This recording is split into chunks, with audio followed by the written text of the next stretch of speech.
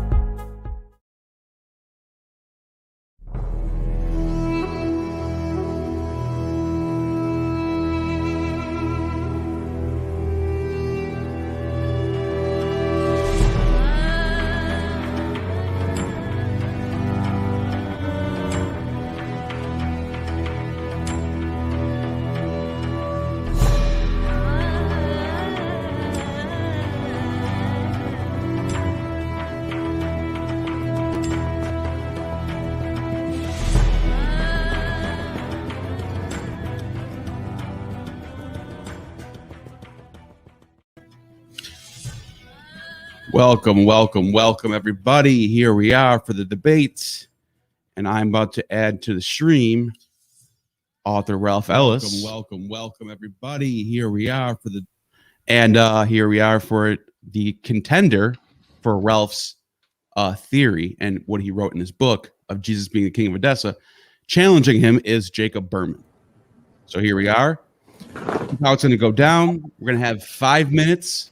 Opening, starting with Ralph, since it's his theory, 5 minutes for Jacob, and then 5 minutes for a response from Ralph, 5 minutes for another response from Jacob, then another 5 minutes to conclude everything for both of you. You don't have to take the full 5 minutes. You can do 2 minutes, 3 minutes, a minute, 30 seconds, whatever you want to do. But you have up until 5 minutes. And then finally, we're gonna do a back and forth, or I'm just going to kind of go like this. And I'm going to leave for a little while and let you guys duke it out. Just be nice to each other, please. And after that, I'm going to run the super chats or questions. Even if there's questions that aren't super chats, if I see them, I'll ask them. So ask questions. And there is a poll. It's a pre-poll. I was going to end it, but you know what? I'll just leave that up. Just vote. If you want to vote for it, go ahead. It's not a big deal. It's just a poll. So let's start it off. I'm going to give the floor to you, Ralph, and you have 5 minutes to give your theory. Okay, well, welcome everybody. Glad to see you all on board. Hope you enjoy the show. Yes, we're debating the links between Adiabene, Edessa, and the Gospel story. So let's quickly run through what Josephus Flavius actually says about this. So this comes from his Antiquities, book 10. And he says, King Monobazus Senior of Adiabene married his sister, the famous Queen Helena of Adiabene. Now, Moses of Corinne says that Queen Helena married King Agbogarus of Edessa. So, from this, we can see that this Monobazus of Adiabene has to be King Agbogarus of Edessa. They had the same wife. They both married Queen Helena. So we can infer from that as well that Adiabene must be Edessa. They are linked or the same. So Josephus goes on. He says their sons are Prince Monobazus Jr. and Prince Izates, who has the nickname of Izas, the short name of Izas. Izas is the younger son. And Prince Izas was called the only begotten son, just as Jesus was called the only begotten son in John 3:16, I think that was. Anyway, Prince Izas goes away for his education in Charax-Spasni, which I think might be the Egyptian Alexandria, but don't worry about that for the minute. And then we move on a few decades in the text, and King Monobazus Senior dies. And we think this is roughly about AD 50, something of that nature. So Prince Monobazus Jr. is made the temporary king until Prince Izas can return from wherever he was at the time. And then two evangelists arrive. They are Ananias and Eleazar, and they arrive into Adiabeni from Jerusalem in order to convert the people to Nazarene Judaism. And we have this same story from the Talmud, so we know it should be fairly true. And we have this same story as well from the Doctrine of Adam, which is one of these apocryphal gospels. And here the two, Ananias, the evangelist, is called Ananias. But note this was about evangelists going to Edessa and not Adiabeni. Again, we see this link in this same story between Edessa and Adiabeni. And Professor Eisenman says that this Ananias is the same as the one in Acts 9:10, the guy who was in Damascus with Saul. So King Izas gets circumcised. We're going back to Josephus again now. So he says that King Izas gets circumcised. And then Queen Helena goes to Jerusalem. This is circa the AD 50s. And there is a famine in Judea. So Queen Helena buys grain from Egypt and figs from Cyprus in order to feed the people of Jerusalem. Now we have the same story by Moses of Corine, and he says Helena, the wife of King Abgarus, went to Jerusalem during the famine, and she brought from Egypt an immense quantity of grain which she distributed to the poor. Again, the Queen Helena is the queen of Edessa, not of Adiabeni. And strangely enough, we have the same story in Acts of the Apostles. So from Acts of the Apostles now, it says, and in those days, prophets came from Jerusalem to Antioch. These are the same prophets. This is Ananias and Eleazar.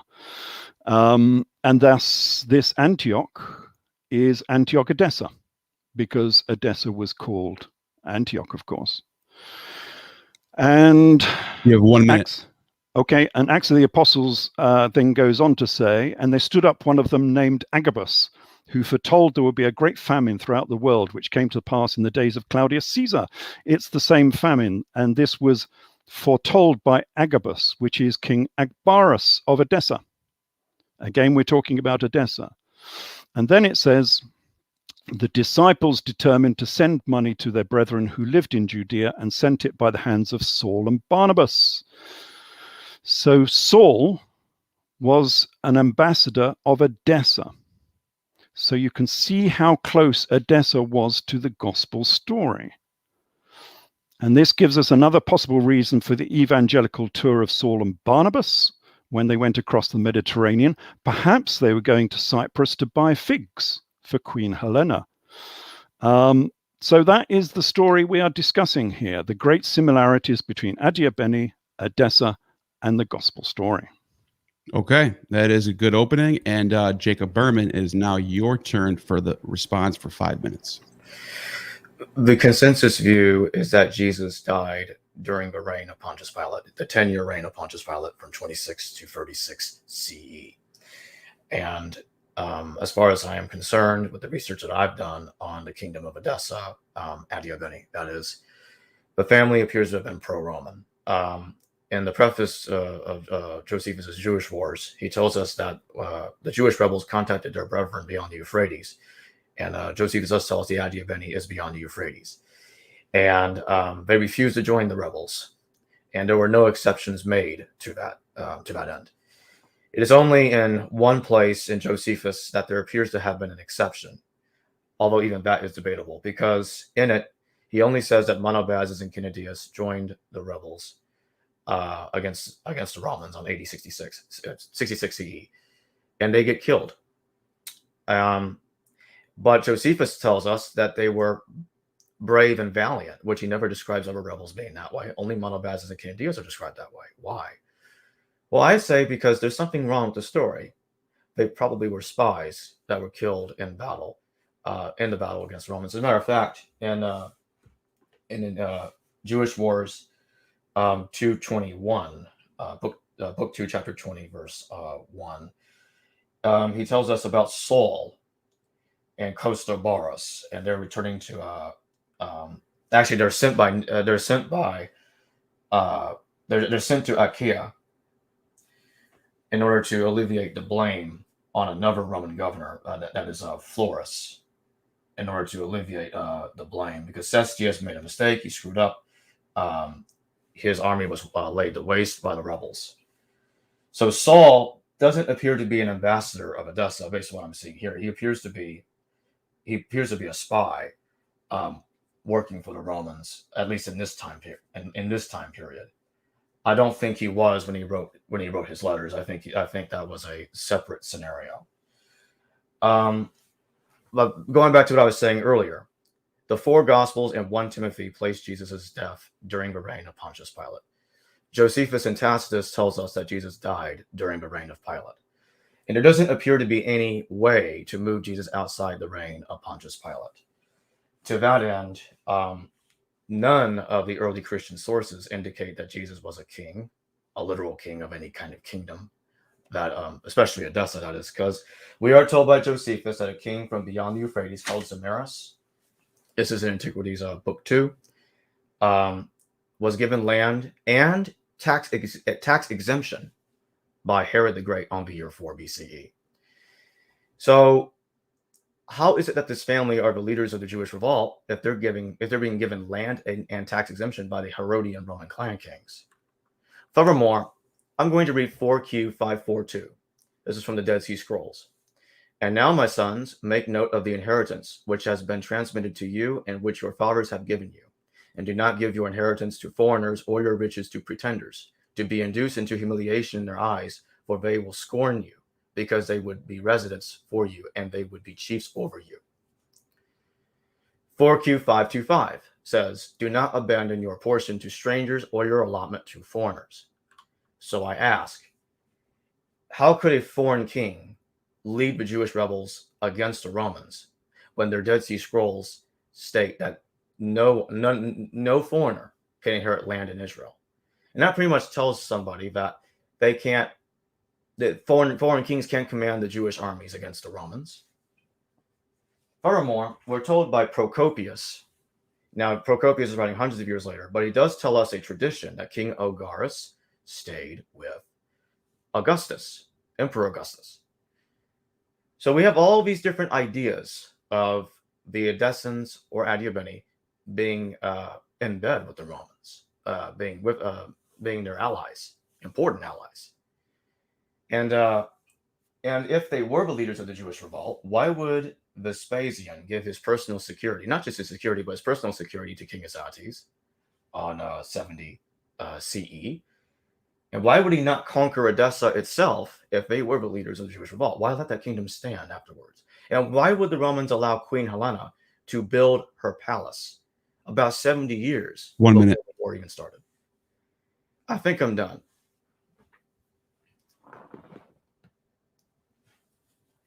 Okay, and that's fine. You can end early, like I said. Now we're going to have another response. Ralph, you can respond to that, or you have 5 more minutes, basically. So take it away. Yeah. Okay. Well, in answer to those questions, okay, good questions. So this is how a debate should be run. But obviously, I can't agree here with what Berman is saying, because King Izas was not foreign. He was a Nazarene Jew, as the Talmud says, as Queen Helena was a Nazarene Jew. So they were Jews, and that's why he was the king of the Jews, just as Jesus was the king of the Jews. He had Queen Helena had converted to Judaism about 20 years previously. And as to the writing to the Edessans to say don't join the war, well, there were 2 factions here. I mean, life is not quite so simple as Berman seems to expect. Remember, Jesus was down in Judea. He had a coronation at the house of Simon, where he was anointed with oil by Mary Magdalene. It was a private ceremony down in Judea. So there were two factions here. And what Josephus was trying to do is he was trying to split those factions between Edessa proper and the Edessan royal family who were down in Judea. Remember, Queen Helena was the queen of Judea at that time. She had the largest palace and the largest tomb in Jerusalem. She was the de facto queen of Judea. And as to Vespasian giving his right arm for their security, that's not what he says at all. What he actually says is that Caesar gave them his right hand for their security, even though Caesar was very angry at them. He lay aside his old moderation, but received them. He kept them in jail and then bound the king's sons and kinsmen and led them away with him to Rome in order to make them hostages for the fidelity to the Romans. Now, that's not being friends. He's taking hostages here. And of course, I mean, there are great precedents for doing this. I mean, Wellington gave Napoleon his right hand for security after the Battle of Waterloo. So does that mean Wellington and Napoleon were on the same side? I don't think so. And of course, the Romans did this as well. When the Romans captured Caractacus at Caradoc, which is in Shropshire in Britain, he was captured and he was taken to Rome. And then, of course, Caractacus makes this wonderful speech to Caesar. And he says, what does he say? He says, if I were now being handed over as one who had surrendered immediately, neither my fortune nor your glory would have achieved brilliance. On the other hand, if you preserve me safe and sound, I shall be an eternal example of your clemency. And they did. They allowed Caractacus to live. So, and he was a prisoner, obviously, in Rome for several years until they allowed him to go back to Britain again. So there was a lot of precedent for doing this, for giving clemency to a defeated king in order to keep his people in line. The idea here is that then you can then write to the people of Edessa and say, we have your king in Rome, and you behave yourself, you disarm, otherwise we will kill your king. So that is the reason that they allowed King Izas to live after the fall of Jerusalem in AD 70. So that's my answer to those particular questions. We have 1 minute left if you want to use it, or you can just go to the next. No, I think that's wrapped that little section up, I think. Okay. And Jacob, you have the next 5 minutes. And oh yeah, sorry, real quick, I just want to say, try to refrain from personal attacks, calling people barman, stuff like that. Let's not do that here. Yeah, I was gonna say pronounce my last name correctly. That's all. Okay. Anyway, Get that out the way. All right. So first, I'd like to point out that was a post hoc ergo propter hoc fallacy and a straw man. The Napoleon and the whole Waterloo business does not equate with anything that I was just saying earlier. There is no evidence that the Adiabeni were the leaders of the Jewish revolt. Absolutely none. No scholar, no academic, practically nobody that I know would ever agree that the Adiabeni were the leaders of the Jewish revolt. Josephus is quite clear about the family of Judas Agalion and his fourth philosophy, that is the Sicarii, were the people that caused the war. It was the things that he did in the early 1st century that caused the troubles throughout the rest of the 1st century CE. This has nothing to do with Edessa. Judas Agalion's revolt has nothing to do with the Edessans. The Edessans are not helping him. If anything, they are against him. They are against the historical Jesus. They are not for him at all. So that being said, Josephus, Procopius, all seem to agree that the Adiabeni did not lead the Jewish revolt against Rome. Now, to address what you were saying earlier about Emperor Vespasian taking members of the Adiabeni into custody, yes, that is true. He did say those things. I don't dispute that he said those things, but that doesn't prove the Adiabeni led the Jewish revolt against Rome. I like to point out an example that the Parthians often sent their own children, like the Parthian princes, to be hostages to the Romans. That was a common thing. That doesn't prove anything. That doesn't prove that the Adiabeni led the war against the Romans. And if they did, we would need a lot more evidence than Jewish Wars 2:19-2, which is way too vague to be evidence, even if Monobazus and Candidius were rogues that joined the rebels against the Romans. That's as far as one can take it, and even that is a stretch. Now, as for what you were saying earlier about King Abgar and King Bazus, Monobazus, being the same king because they both have the same wife, I'd like to point out that Tacitus mentions Akbarus. He was the king of the Arabs. And he never says that King Akbarus was a king of Edessa. On top of that, he says that King Akbarus was an ally of King Izates. He never says that King Izates is his father. We're only told that King Abgar married Queen Helena by Eusebius, our earliest source. Then we're told by later sources like Moses of Corinth, who depend on Eusebius for their version of King Abgar V, which appears to be more fantasy than reality. King Abgar appears to have been originally an Arabian king, distinct from the kings of Adiabeni. Furthermore, Josephus tells us that Samachi, that's the princess of Charax-Spasini, was sent to become the wife of King Izates, who then was Prince Izates, mind you. And this was happening in about the year 30, or maybe 26 CE, from what I can tell. That's when his training, his sectarian training started, when Ananias began tutoring him. And Ananias decided to tell him, you don't have to circumcise. And then Eleazar comes in and says, no, he does need to circumcise. If the Adiabeni were Torah Orthodox Jews, why would they even allow such a debate to happen in their kingdom? Why would they allow such a contention, such an argument to take place with their prince, Izates? I'd also like to point out that Izates was only called Izas in one place in Josephus. And this is a reference to a king that died around 57 CE. How do I know he died in 57 CE? Well, because the Chronicle of Zutnan says that King Manu V did die on 57 CE. And I do think King Manu V is Izates himself. I think there's a pseudonym, a later pseudonym for him. I do agree with that. Although we have no text that has ever existed that tells us that there was someone called Izas-Manu. No one has ever put those two words together, those two names together, to form one name, a first and last name of any particular king. So there's no evidence that any king was actually called Izas-Manu. Furthermore, this king died over a decade.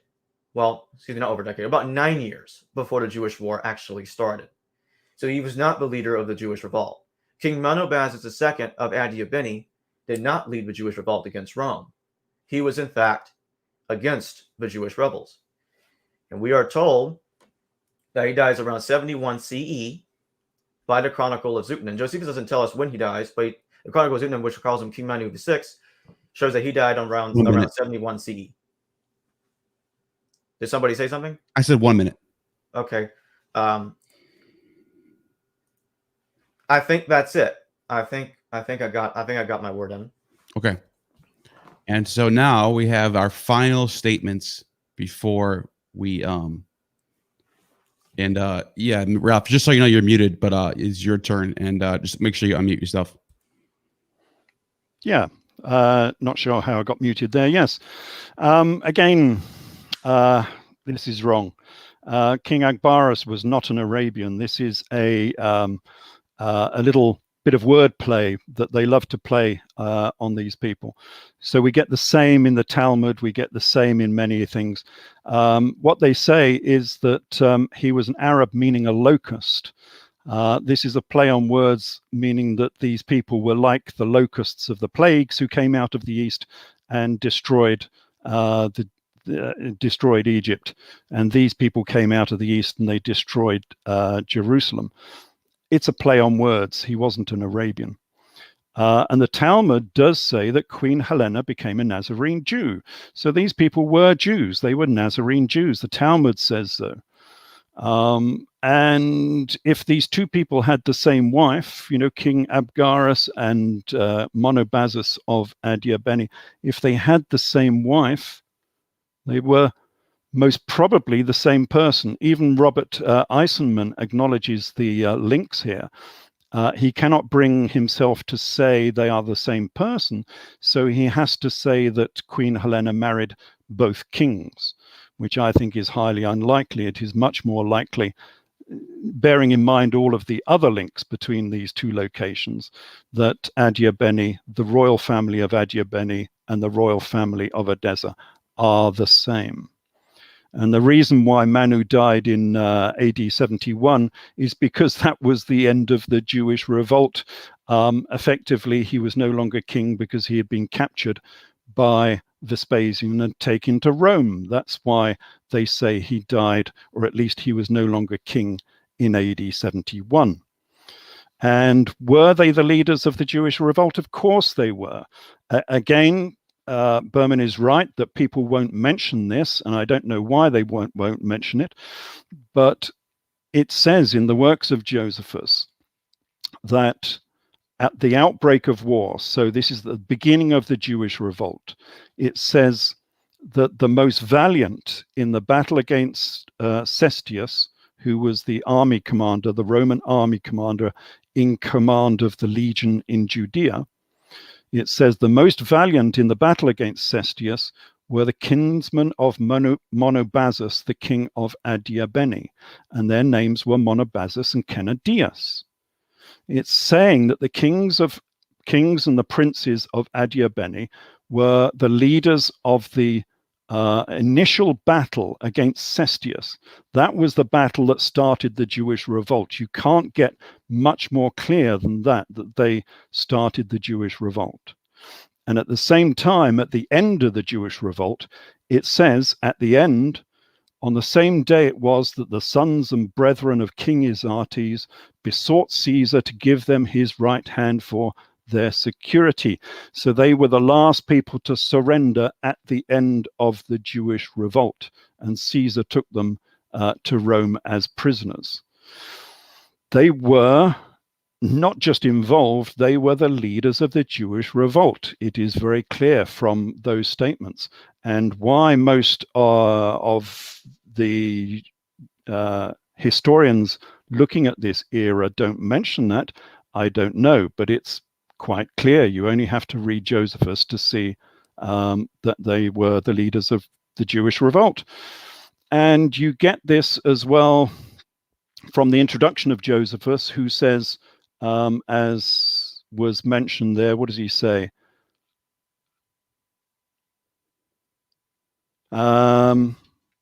The Jews hoped for all of their nation beyond the Euphrates would have raised an insurrection together with them.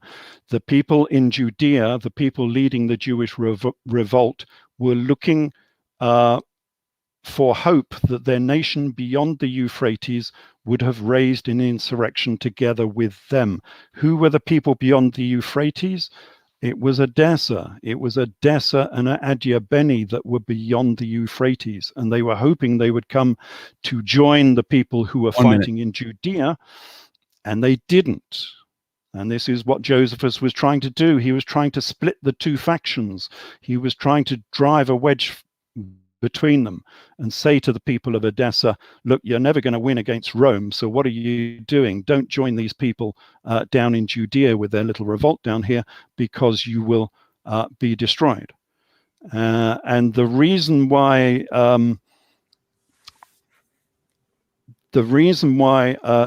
Caesar, which was Vespasian at the time, allowed Edessa to remain is they were a useful buffer zone between Rome and Parthia. That is why they set up this principality in the first place. And they had been useful for 70 years up until that time. And they continued being useful as a buffer zone between Rome and Parthia for another 200 years. So that was the reason. All right. So now we're going to do a back and forth for, I'm going to say 5 minutes. It might go over, it might be earlier, but I'm just going to gauge it like that. While this is going on, you guys can start asking questions for the last segment. It's going to be I'm going to take questions from the chat. Super chats go first, obviously, but if there's not a lot of super chats and you just want to ask a question and I see it, I'll bring it up. So I'm going to mute myself. Well, I'm not going to mute myself. I'm going to go away, but if I'm only going to butt in when someone's talking over each other. So just try to keep it civil. That's all I got to say. Do you want to start us off with a question or something? Yeah, actually, let's do that. Because we got a super chat, and the question is for the first question is, why did the Crusaders go to Edessa first? Do you think they really believed the Grail was there? And it doesn't really say who it's for, so I don't know if anyone wants to jump on that. Well, I'll take that one. The reason is easy. It's because of the prominence of Edessa in this story, which they obviously knew about. So people who don't know this story, the First Crusade in 1096 did not go to Jerusalem. For some strange reason, they went straight on. They went beyond the Euphrates, and they went to Edessa. So the First Crusade went to Edessa. Why go to Edessa? Because they knew that this city was strategic in the gospel story. It was somehow involved with this gospel story. And what were they looking for? Well, they were looking for texts.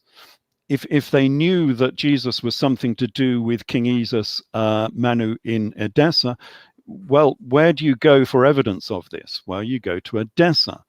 And it may well be that they found something, because the Knights Templar obviously came away with some sort of secret. We don't know what they came away with, which the Catholic Church did not like. I would suggest they came away with something like the Chronicle by Justus of Tiberius or something like that, which would have been a book that was very, very similar to my book, Jesus, King of Edessa. A book that contained a different sort of gospel story, a secular gospel story, a historical gospel story. As to looking for the Holy Grail, well, yes, they would have been in some respects, because the Holy Grail is a multifaceted item. It is a bloodline. It's the Sangreal, so it is a bloodline, and they were looking for the bloodline of Jesus, and they may have found it in Edessa, of course. But the Holy Grail is also a stone. It's a sacred stone. It's the Elagabal.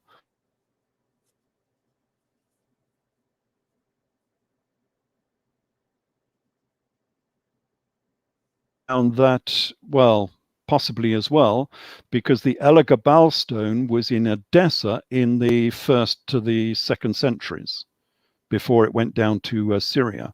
So from my research, it's quite obvious that the Omphale stone, the Elagabal, was owned by the kings of Edessa in the 1st century and the 2nd century, before it was taken by Emperor Elagabalus over to Rome. So if you want to know what the Elagabal looked like, if you have a search for coin of Elagabalus and have a look for the sort of pyramidal stone, that's what it looks like.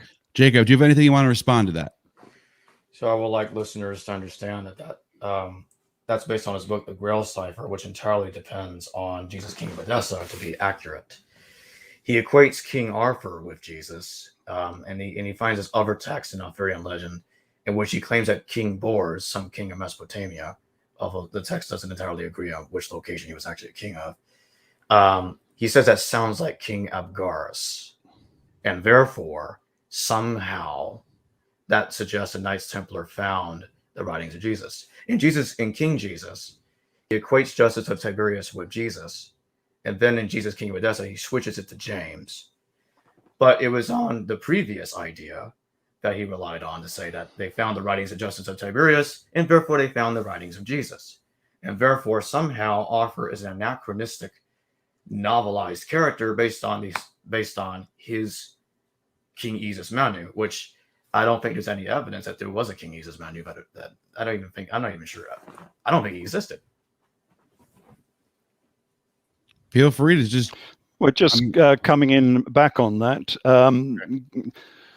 We've not really discussed much about Arthurian legend, I think, on most of these talks, but Arthurian legend is very interesting. And that particular one, that comes from Wolfram von Eschenbach, his Parsifal.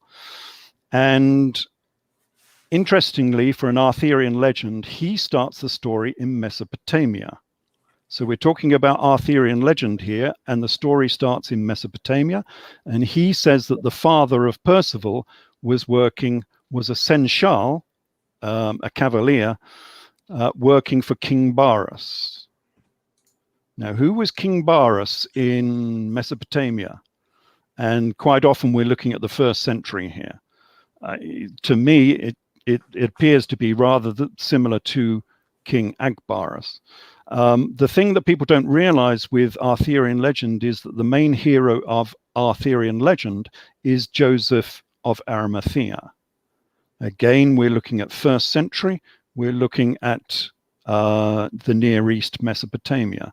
That is the real King Arthur. It's a very different story to the story that most people think about Arthurian legend.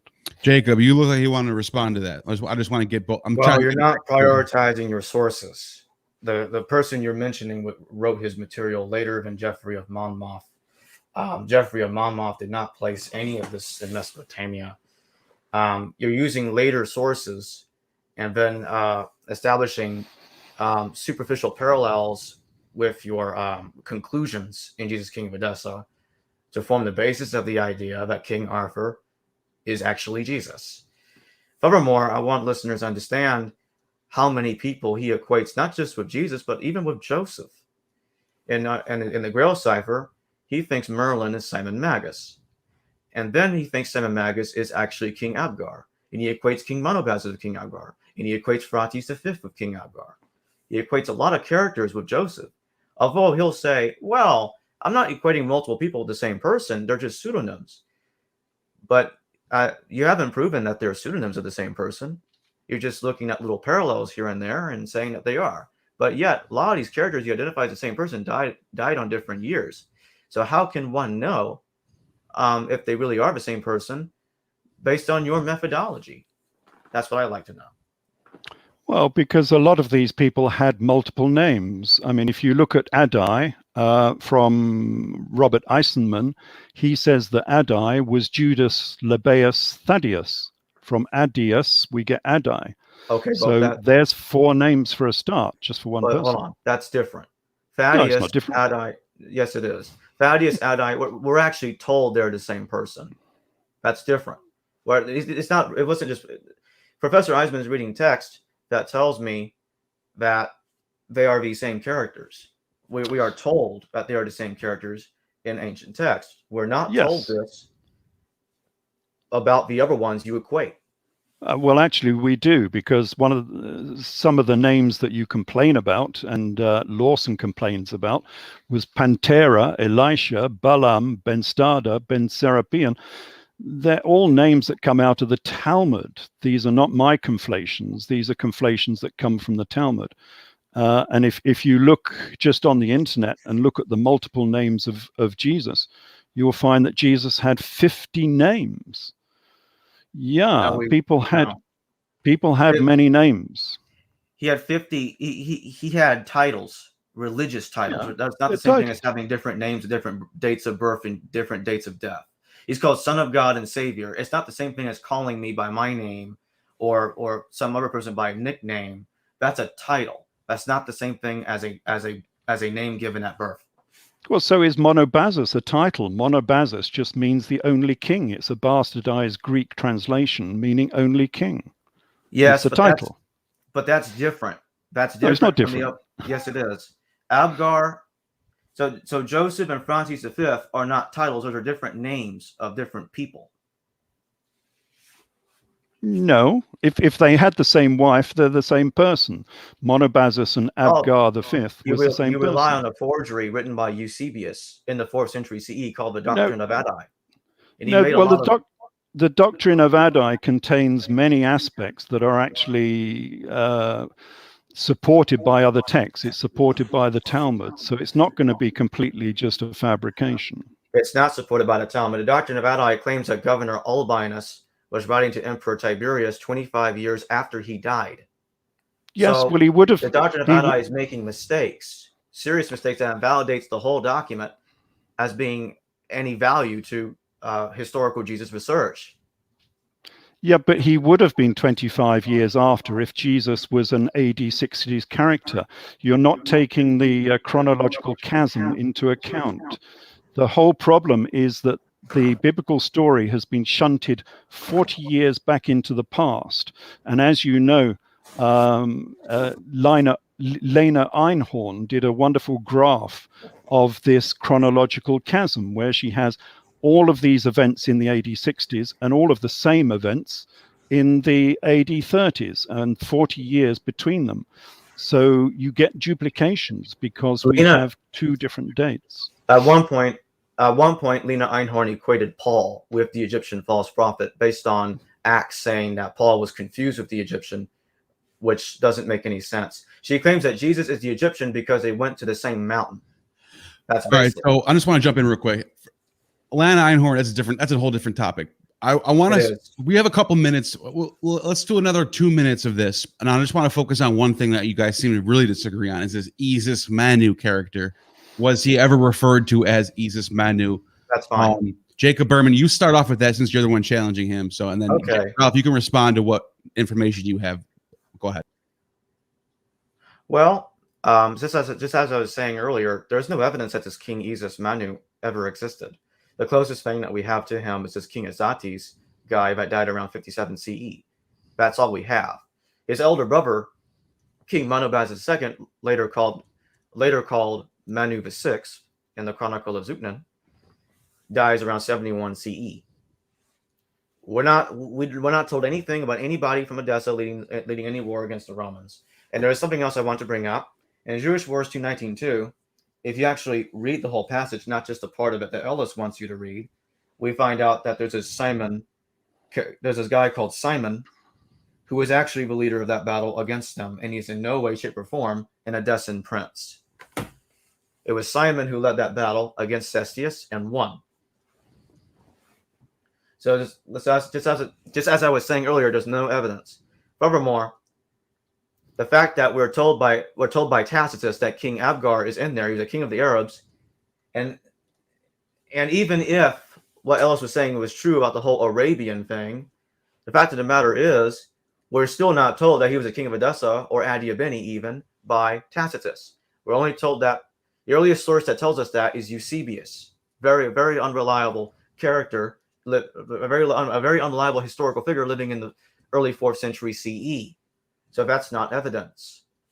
So in order for him to be right that the Doctrine of Adam is any kind of evidence for this chronological chasm, as Ralph Ellis would like to call it, he would have to equate Jesus ben Ananas, an eschatological preacher in the 60s CE mentioned by Josephus, with King Manobazes II of Adiabeni, which, by the way, he does in both his books, King Jesus and Jesus, King of Edessa. But Jesus ben Ananas died around 70 CE, according to Josephus. He was killed during the siege of Jerusalem. But King Manu VI, who was originally called King Manobazes II, he died on 71 CE. He couldn't die twice. It's a good point, Ralph. What do you say to that? Well, I go to questions, but this is the last one. You can't really take these dates as being accurate to the nearest year. It's just not possible.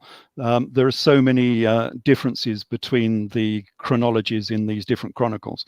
But as to Izas-Manu, well, King Izas of Adiabeni was the son of Queen Helena, and King Manu of Edessa was the son of Queen Helena. They had the same mother. That's why I equate them as being the same person. And it looks like they were born in about the same time. We're talking about a king who became king in the AD sort of 50s, just before the Jewish revolt. That's why I call him King Izas-Manu. And of course, you can do a quick equation there with the biblical story, because Jesus was called King Jesus-Emanuel. He had the same name. That's why we had this wonderful prophecy in the Gospels saying that Jesus would be called Emmanuel, which was stupid because he never was called Emmanuel ever in the Gospels. Why did we have this prophecy? It was to link up Jesus and the name Manu, Emmanuel, so that people in the know would actually know that these people are linked. That's why it was done. That's the Manu kings. They were called Monobasis or Manu because they were Hellenistic Jewish kings. That's the reason why. It has nothing to do with the Gospel of Matthew calling Jesus-Emanuel. It called him that because it's trying to claim that the Old Testament foretold his coming. It has nothing. Yeah, we know that. No, that was his name. The king of Edessa was called Manu. That was his name. And the king of Adiabeni was called Izas, and they had the same mother. And the reason he was called Manu was because Manu was the father of Samson. And one of the stories of them coming out of the east says that it was Samson that came out of the east, and his father was called Manu. That's why they get this name. It's an Aramaic name. It's a Jewish name. It's not really a Parthian name. That's why we get the king name of Manu, because it was the father of Samson. So I want listeners to understand that even Professor Izas-Manu equated, just as I do, Shalmath with Samachi, the princess of Charax-Spasini who married King Azates in the early 1st century CE. That's the real Shalmath. Shalmath, by the way, is equated by Ralph Ellis with Queen Helena. Shalmath is incorrectly identified by later historians as the wife of King Abgarus, but it's not true. She is the wife of King Monobasis' son, who later historians confuse with King Abgarus. They confuse Monobasis Senior with King Abgarus. So what happened is the dynasties were conflated by later historians. That's the reason why King Abgar becomes the father of these two King Manus, King Manu V and the Sixth. But he wasn't. The original father was King Bazus Monobasis. King Abgar V was a different king called King Akbaris. That doesn't equate at all. That's the reason why Tacitus says that he was the king of the Arabs, not Edessa. And that's the reason why he says he's an ally of King Azates. If he were his father, Tacitus would have said so. Monobasis was the king of Adiabeni, not the king of Edessa. So are you saying he's now the king of Edessa? No, I am saying Adiabeni is essentially Edessa, which Professor Izas-Manu was the first one to make that identification. Okay, so I want to jump to questions now. Yes. I want to just real quick, want to understand where you're both coming from. So Ralph, you're saying that this king whose nickname is Izas-Manu, you're saying that because it can't be a miracle that they prophesied, unless you believe that the Old Testament prophets prophesied that there will be a king named Jesus-Emanuel. But you're saying they looked at the Old Testament and said, "Oh, look, Emmanuel, it sounds like our king. Let's conflate the two and put it." You're thinking there was a layer. They're looking back and drawing from the Old Testament. That's what you're saying. Yeah, of course. Okay. And Jacob, you're saying that can't be the case. The name doesn't even make sense. But I just want to lay that out there so people know where you guys both are. What the author of Matthew is doing, he's using the Septuagint, which mistranslated the Hebrew word alma as virgin. Alma means young woman. Bethula, or some pronounce it Betula, means virgin in Hebrew. Right. But this was just standard Pesha from the Talmud. What they always did was they looked to the past for similar events and similar people in the past in order to equate them with the present, so that you can forecast the future, so you can have prophecy. And that was standard Pesha. So that's what they were doing. They were looking in the past for similar names, and they found it with this guy called Emmanuel. But that Pesha comparison only works if Jesus was called Manu. It doesn't work in any other fashion, because Jesus was never called Emmanuel in any of the Gospels. There was a super chat early on. I lost it. I don't know if I can find it anymore. It was from... Well, it was a question for me. Go ahead. Here's what I'm going to say real quick.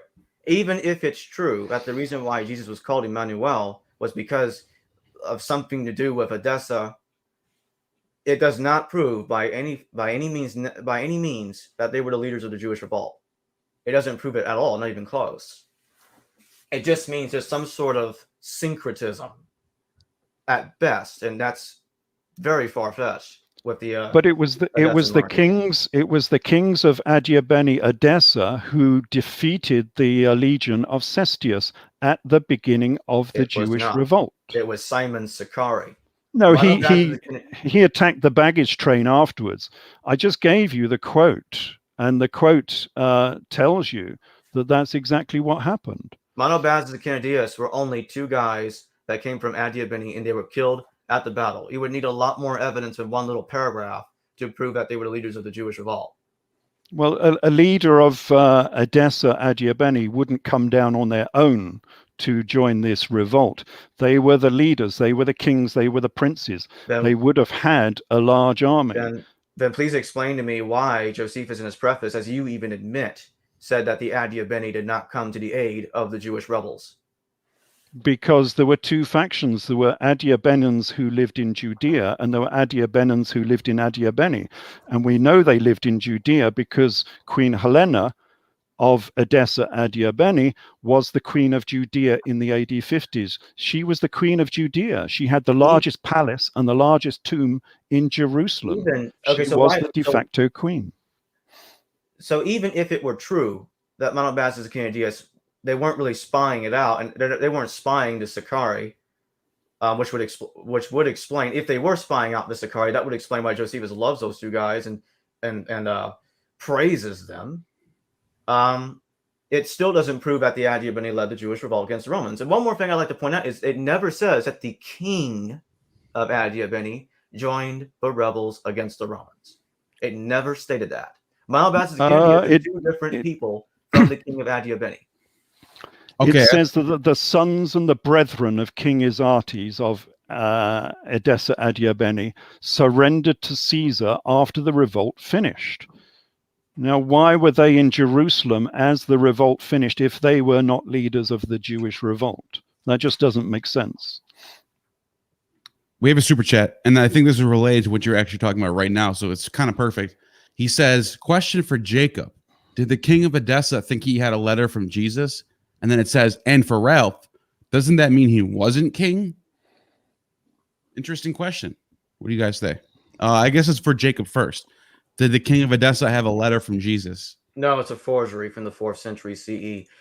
The Doctrine of Adam is based on, it's actually a bad retelling of a story in Josephus about Izates being informed by his father about he is dying around the year 31 CE.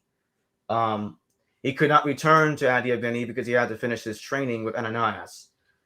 He returns there on 33 CE, 2 years later, with Ananias to become king.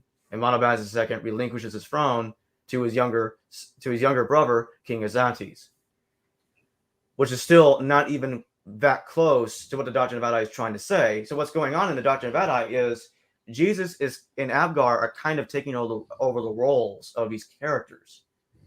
That's what's going on. So the second part the second part's for you, Ralph. It says, doesn't that mean he wasn't king? If they're saying, even if the letter was, so based on what, if this was a forgery or not, regardless, the letter is from Jesus, the historical Jesus. And here, obviously, Jacob said it's forgery. But the question is, wouldn't that mean he wasn't the king?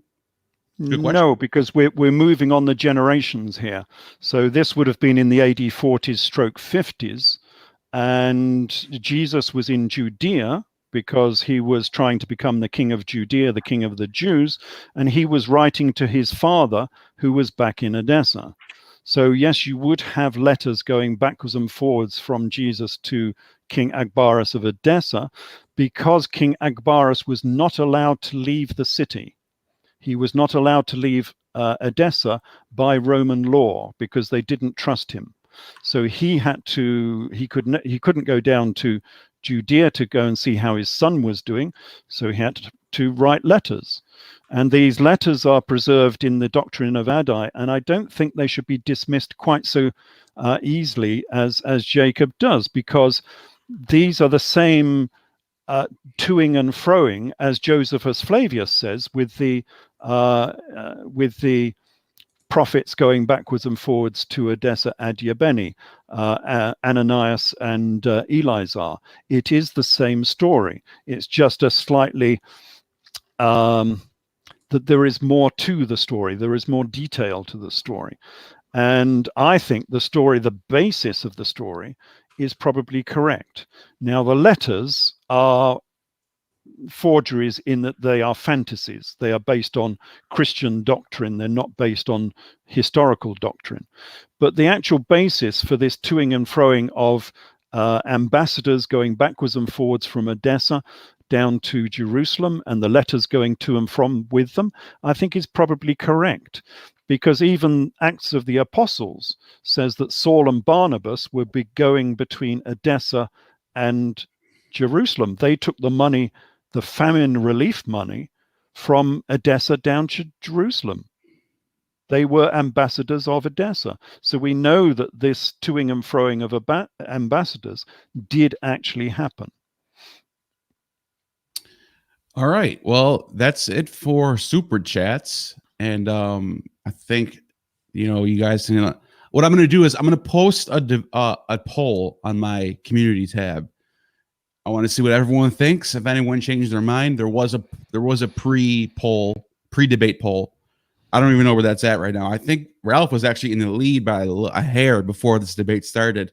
I don't know where it's at now. I can't see it right now. But I'm making another poll on my community tab. Please vote for that and see who you thought, if anyone changed your mind or not. I'm going to read this passage from Josephus, Jewish Wars 664. On the same day, it was that the sons and brethren of Izates the king, together with many others of the eminent men of the populace, got together there and besought Caesar to give them his right hand for their security. Upon which, though he was very angry at all that were now remaining, yet did he not lay aside his old moderation, but received these men at that time. Indeed, he kept them all in custody, but still bound the king's sons and kinsmen, and led them with him to Rome, in order to make them hostages for their country's fidelity to the Romans. And nowhere in that text does it ever say surrender. They never surrendered to Vespasian. That word is never used, and an equivalent is not used there either. Number two, the war did not end until 73 CE. 73 CE. That's when the war ended, when the Battle of Masada ended, with the mass suicide. And Eleazar, who was the last leader of the Jewish revolt, died. And he was killed, probably by killing himself, and there was no successor to him because the war was over. That is just completely wrong. Come on, Jacob, that's completely and utterly wrong. The war ended in AD 70, and there were mopping up operations up to AD 73. But the war ended in AD 70 when Jerusalem fell. Yeah, Jerusalem was sacked in 70, but then Jerusalem fell, but Masada was actually 74. They were still fighting. Yeah, but that was just mopping up operations. There was some skirmishes. Jacob's not wrong about that. It wasn't like peaceful. Yeah, if you look it up on the internet, though, many books will say 66 to 73. And you can't. To Ralph's point, a lot of people do consider the end of the war to be when Jerusalem fell. Yeah, I get that. You're both not wrong on that. It was a downward spiral on 70. But how can you say that the kings of Adiabeni, Edessa, did not surrender to Caesar when he took them and led them to jail in Rome? So I'm sorry, is that not a surrender? Izates was begging him for his security. Come on. Yes, he was begging him for his security. Exactly the same as Wellington gave security to Napoleon. Does that mean that Wellington and Napoleon were on the same side? No, they were actual enemies. Yes, of course they were. Not this. I got a question from the chat. It says, does either Ellis or Berman ever talk about the shroud/grail having been in Edessa, or do they mostly just argue about how many Jesuses there were? I think there was a question related to that. I think that was related to the first question about the Crusades. Yes, it was. So I don't know if we even want to revisit that. Well, I can answer that one. This is talking about the Veil of Veronica. In the Eusebius version of this, there is a miraculous image of Jesus which is taken back up to Edessa, which is sometimes called the Veil of Veronica, which is a handkerchief. It's called the Mandyline as well, I think. It's a handkerchief with the image of Jesus on it. But in the other version of the Doctrine of Adam, it gives a much more believable version that Hanan, the chronicler of Edessa, who is Ananias, of course, he went and he drew an image of Jesus. This would be King Izas, using the choicest of pigments. And he took the picture back to Edessa to show King Agbaras of Edessa, because King Abgarus had not seen his son, of course, for maybe a couple of decades or more. He wanted to know what he looked like, so that they made a painting and took it back to Edessa. And that became this miraculous story later on. So that's how things get changed. Now, but that entirely depends on Jesus and his fantasy King Izas-Manu being a historical figure and them being the same person, though. You still haven't proven that King Izas-Manu ever existed. We're still back to that problem. Find me one text that ever puts those names together. They had the same mother. I mean, how much more evidence do you want than they had the same mother? I acknowledge they're the same person, but they were never called. He was never called Izas-Manu. Manu was a title given to him and by the Chronicle of Zutnan long after he died. But he was given by the Syriac historians long after he died. Josephus always called him Izates Bar Monobazes, or Bar Monobaz. Yeah, but he was called Manu by the Syriac historians. We have two histories here that were separated by the Council of Chalcedon and separated by the invasion of the Muslim armies. And so these two sides were separated for hundreds of years, and they ended up with different traditions. And we get the Western tradition is he was called Izates or Izas, and the Eastern tradition was he was called Manu. And frankly, I think they were correct. Manu was his proper name, and Izates was probably the title. So the Council of Chalcedon was about separating two different major factions of Christianity. Yes. The Chronicle of Zutnan is covering a lot more than just Christianity. No, but they were separated. They were separated. That the Council of Chalcedon separated the East and the West, culturally and religiously, and then the invasions of the Muslim armies most definitely cut off the East completely from the West, and that was in about the 7th century AD. And after that, those two sides were separate, and they had separate historical traditions. And all they have done is they've preserved a different name or a different title for that person. When you claim that Jesus was crucified on 70, do you deny? Let me rephrase that. When you equate Jesus to the unnamed man that survived the cross, taken down by Josephus Flavius, while the other two die, the other two men, are you assuming, since you equate Izates with the gospel Jesus, and do you use the Gospels to prove that Izates and the unnamed man that survived the cross are the same person, or do you have other evidence that they're the same person? Well, we have a confluence of the same story, don't we? So the story from history, from Josephus Flavius, is that the three leaders of the Jewish revolt were crucified after Jerusalem fell. And Josephus Flavius himself, Josephus of Matthias, Arimatheus, took them down from the cross early, and two of them died and one of them survived. Familiar story? We have three people on the cross, something to do with a revolt. They were taken down by Josephus of Arimathea, and one of them survives. Is that not a familiar story? So we have a direct conflation here between the biblical story and Josephus Flavius from real history. And the question is, do we accept that as being a true conflation? Is it the same story? I say, yes, it is. I got two questions from the chat. One of them is, how do they interpret the letter of Jesus to King Akbar? And the next one is, actually, just answer that one first. Yeah. Well, the letter itself is a bit of a fantasy. I mean, this is written by Eusebius, and so he's made a Christian letter going up to King Abgarus. So we both agree that it's just a forgery and it's just a fake. No, it's not. It's not a forgery that they were sent, but the content of the letter has been Christianized by Eusebius. Okay, so that's where we're at. You think it's the letter was real, but tinkered with, and Jacob thinks it's not a real letter at all. All right, so I just want to get to that out the way. So that's something I want to point out. Go ahead. Josephus never ever said that those three guys were the leaders of the Jewish revolt. He said they were his colleagues, former colleagues, and he begged Titus. And they would have been. He begged Titus to let him take him down from the cross. So Titus was already crucifying them. He wasn't going to spare them. He only spared them because they were Josephus's friends. Two of them die anyway. One survives. And we're not told who that guy is that survived. All we can do is speculate.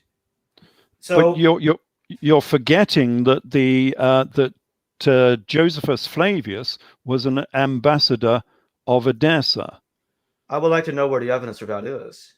Oh, well, that comes from the conflation of Saul and Josephus, which we've not talked about. Yeah. But if you agree with the conflation of Saul and Josephus, then Josephus was the ambassador of Edessa before he changed sides and started working for the Romans. Okay, so explain. And that's why they were his former compatriots. You think that Saul, who is Paul, is Josephus? Yeah. So why is it that Josephus mentions Saul? He says right here that after this calamity had befallen Cestius, many of the most eminent of the Jews swam away from the city as from a ship when it was going to sink. Costobarus, therefore, and Saul, who were brethren, together with Philip the son of Jasimus, who was the commander of King Agrippa's forces, ran away from the city and went to Cestius. But then how Antipas, who had been besieged with them in the king's palace, but would not fly away with them, was afterwards slain by the seditious. We shall relate hereafter. However, Cestius sent Saul and his friends at their own desire to Achaia to Nero, to inform him of the great distress they were in, and to lay the blame of their kindling of the war upon Florus, as hoping to alleviate his own danger by provoking his indignation against Florus. In the meantime, the people of Damascus, when they were informed of the destruction of the Romans, set about the slaughter of those Jews that were among them. Okay. Yes, so because Josephus distinguishes Saul from himself. So no, he had to call himself Saulus in those pages because he didn't want to admit that he was a Roman spy working for the Romans in that early era. Remember, Josephus and Saul had both been to Nero to visit Nero in AD 62. They were both there to see Nero. Why were they there to see Nero? It's quite obvious that he became a bit of a Roman spy because what the Rome required is they wanted eyes on the ground in Judea to know what was happening. They needed some sort of Rome-friendly Jew who could tell them what was happening in Judea.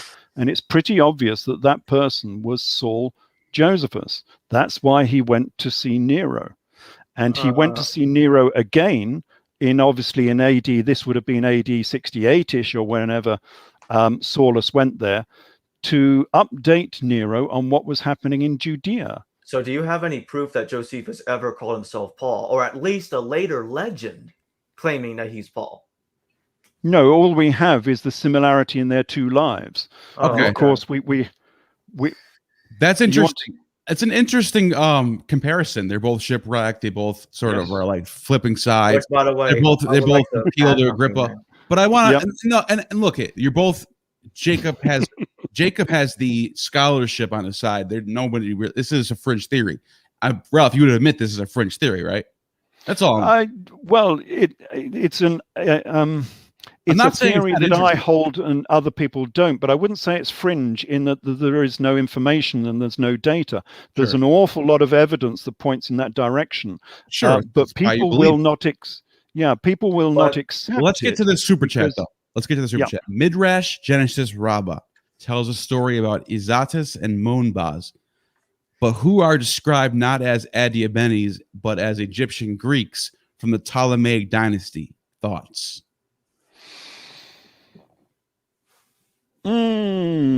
Well, they would have been. I don't know that quote from the Midrash. He doesn't give a reference there from where it's from. Oh, it's in there. I can verify it's there. It says that Izates, the father of Monobazus, was the son of Ptolemy. So that dislodges his identification that the Parthians are related to the Adiabeni. The only times that the Arabs enter this dynasty is when we're told by Josephus that Samachi married King Izates, well, Prince Izates at the time, which indicates that Eusebius got a lot wrong when he wrote the Doctrine of Adam, a lot wrong.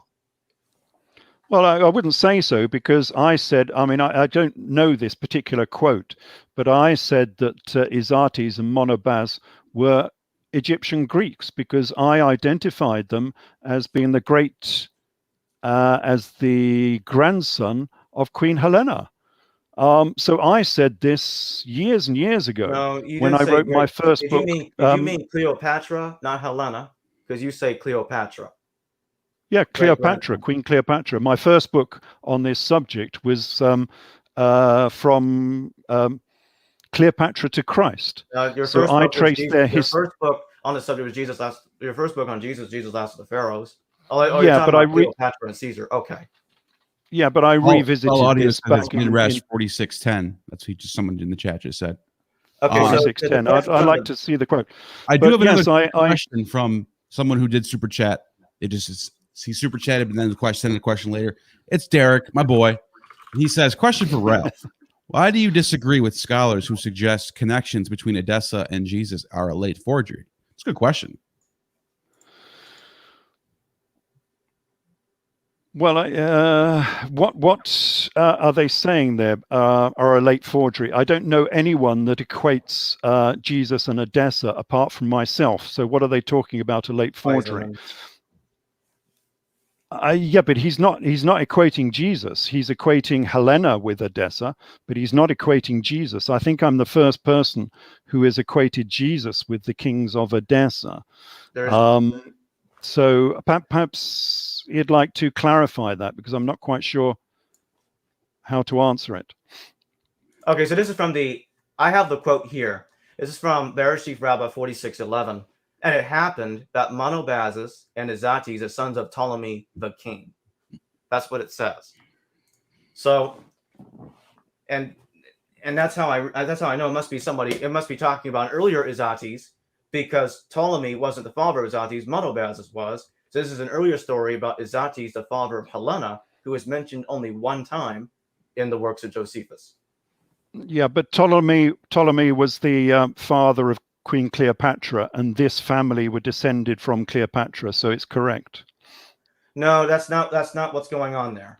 So that's what I wrote in my book, and I've written a whole book on this, and there's quite a lot of evidence that points in that direction. And therefore, from all that, you claim that Jesus is a descendant of Julius Caesar and Cleopatra, and you also use the Doctrine of Adam, which is a forgery, as evidence for it, because there's some mention of Augustina, the mother of King Abgar. No, I don't use the Doctrine of Adam as a proof about Cleopatra. You used it in Jesus, King of Edessa, to equate Augustina with Thea Musa Arania as evidence that she's a part of Julius Caesar's family. Yes, but in my first book on this subject, Cleopatra to Christ, I never referenced the Doctrine of Adam, so I didn't use it in my initial investigations.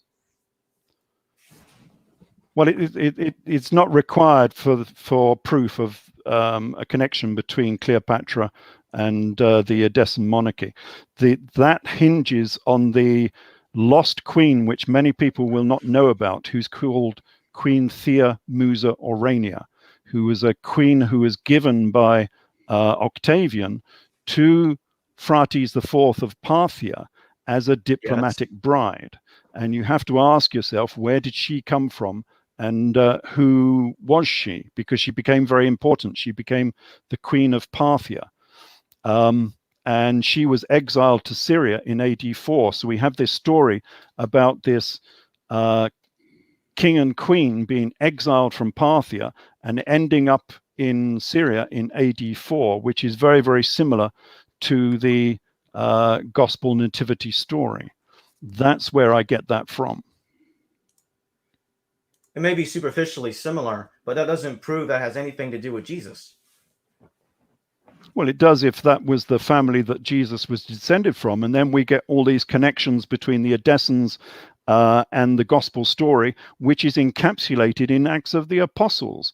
So we have references from Acts of the Apostles, which backs up this story. And so there is a lot of evidence. Okay, most of it is going to be circumstantial because you're not going to get a sworn affidavit from the 1st century AD saying this is true.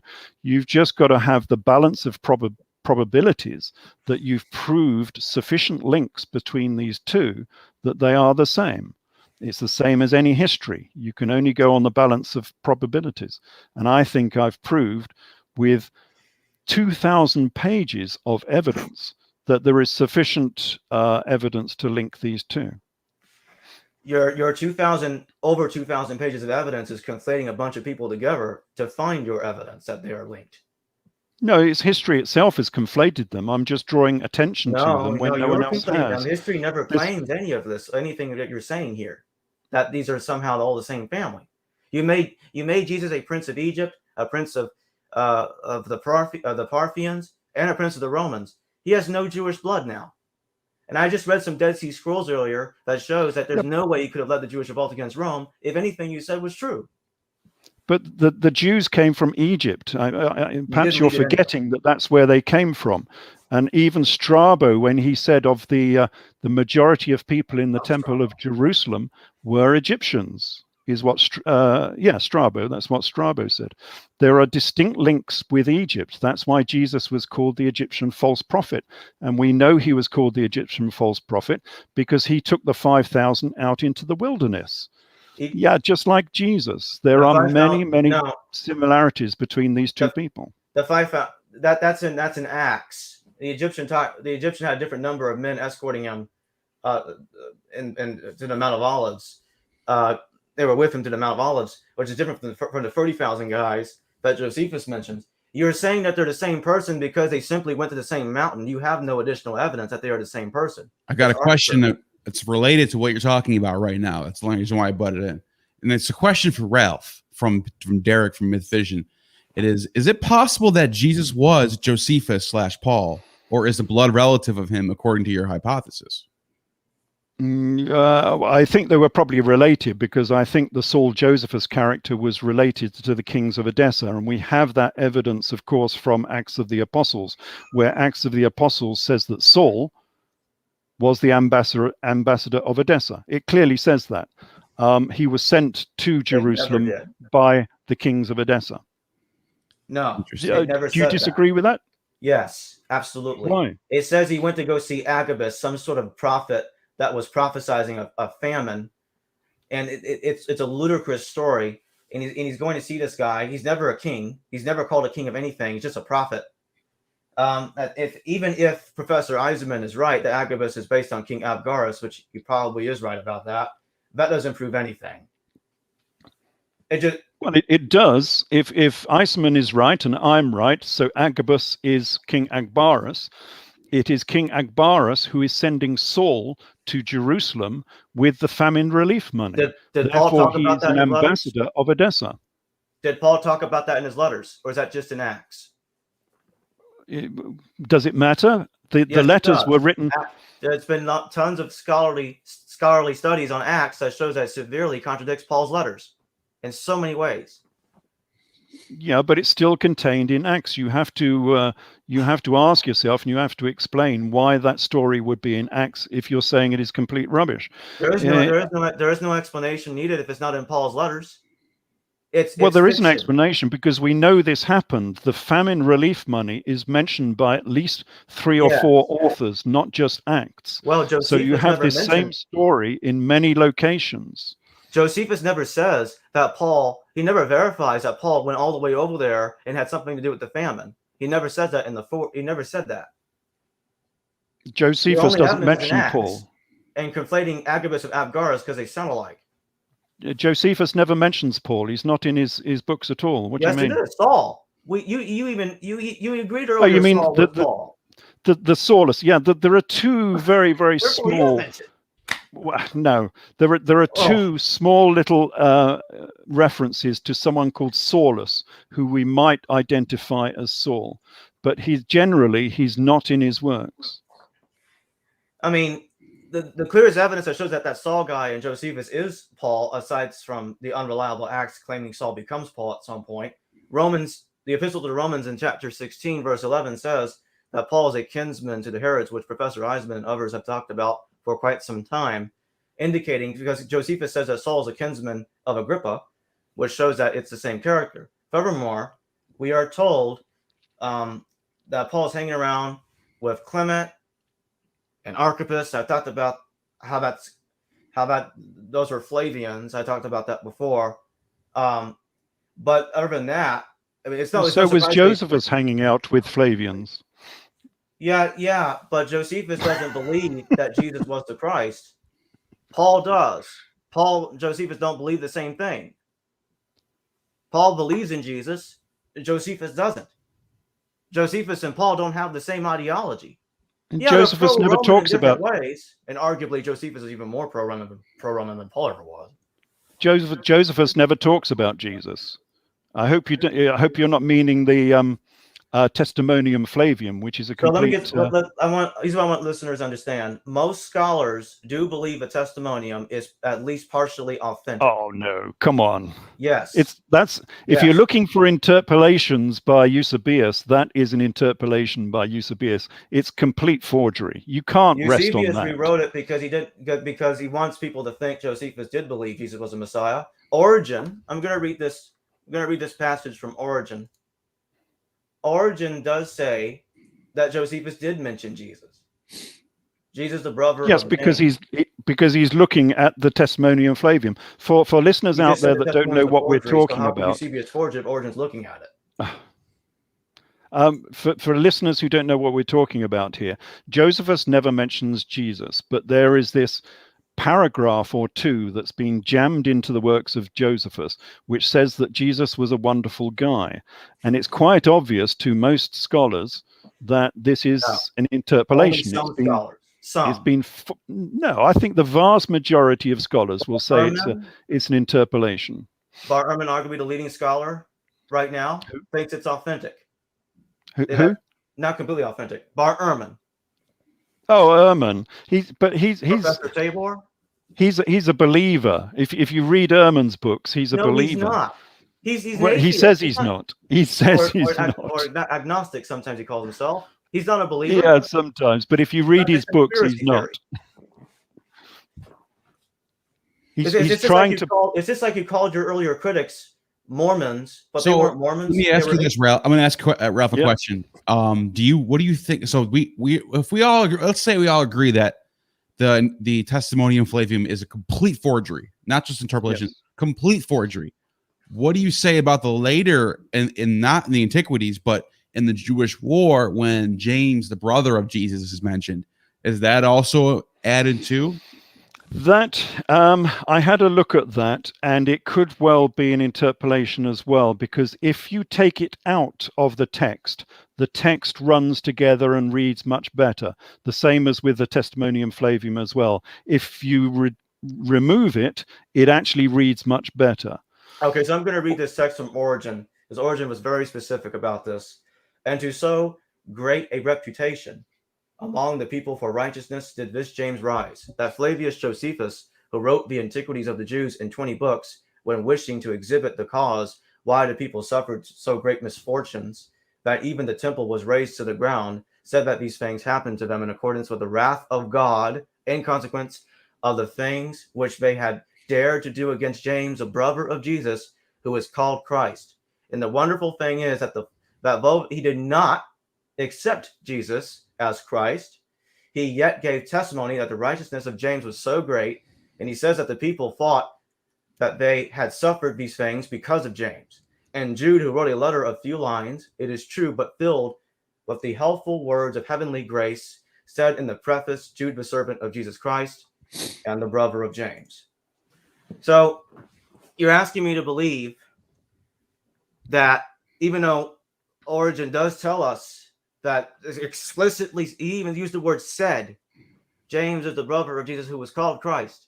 And it's even in the Gospel of Matthew. Matthew says that Jesus is the so-called Christ several times, which is very strange. Why would he use that? And actually, I think he's using Josephus because of that. Just that and Well, other Christ just means king. It's nothing means special it means for anointed Jesus. one. It's the anointed one.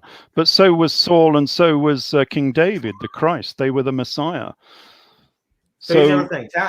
it's just a title. Forget even if Josephus never mentioned the crucifixion of Jesus. Let's pretend that's true real quick. Tacitus, yeah, I see that back there. Tacitus mentions Chrestus, who deserved to be crucified at the hands of Pilate. He thought he was a seditious rebel. He didn't get that from the New Testament. He got that from somewhere else. Yeah, but you've got to remember that there's the 40-year chasm here, the chronological chasm. That's why I mentioned Lena Einhorn, because she has this wonderful graph that shows it. I wrote about this back in Lena's theory 97. is based on somebody went to the same mountain as somebody else, and therefore the same person. That's all it is. The rest of it is an exaggerated evidence. No, it's not exaggerated at all. Yes, if you have a look, it's from like my saying early Bob books, went to Mount Everest on 1930, and John went to Mount Everest in 1990. They hiked the same mountain, and therefore they must be the same guy. yeah, but there are eight similarities or 10 similarities. It's not just one piece of text. Go through those This is why you've got to similarities, look at the balance of the information that you've got. You've got a whole series of stories that have come in from different chronicles, and you've got to have a look at the balance between those to see whether the story is the same story. And all you can go on is the amount of evidence you get. But the amount of evidence is quite substantial. I mean, you start looking at the links between Josephus and Saul, for instance, and then you suddenly find that they have the same publisher. All of these links start coming out of the woodwork. Professor Izas-Manu does think Epaphroditus is the same Epaphroditus in Josephus and the letter to the Philippians. It is. I agree. Yes. But that's not proof of what you're saying. But then you have another look and you find it could mean Saul knew Josephus. They it probably could knew be, each other. That doesn't but mean then we have more evidence to lump upon it. So when we turn to Acts of the Apostles, it has Saul persecuting Jesus in Galilee, and then you look at Josephus Flavius, and he is persecuting Jesus of Gamala in Galilee in the let's AD look at Paul's 60s. letters, because that's not what's going on in Paul's letters. Paul's authentic letters are clear, and even the pseudography agree with this, that Paul is only seeing visions of Jesus. He'd never met Jesus. He never met Jesus. He claims to have visions of him, so he can manipulate his theology to his Jewish audience and the Gentiles he's writing to. That's not because he fought Jesus. That's an Actian invention. It's not in Paul's epistles, anywhere in Paul's epistles. So you're saying that Saul, why you persecute me? You take that literally, and you say, well, that must mean Josephus, who had an enemy called Jesus, son of Saphius, who you claim is Jesus, son of Gamala, which I don't see how they could possibly be the same guy. Let Ralph respond to what you just said. Yeah, I'm done. Okay. Ralph, you wanted to Well, they're probably the same guy, because they both had a seditious following of 600 people. And for Saphias, it was a seditious band of 600 fishermen.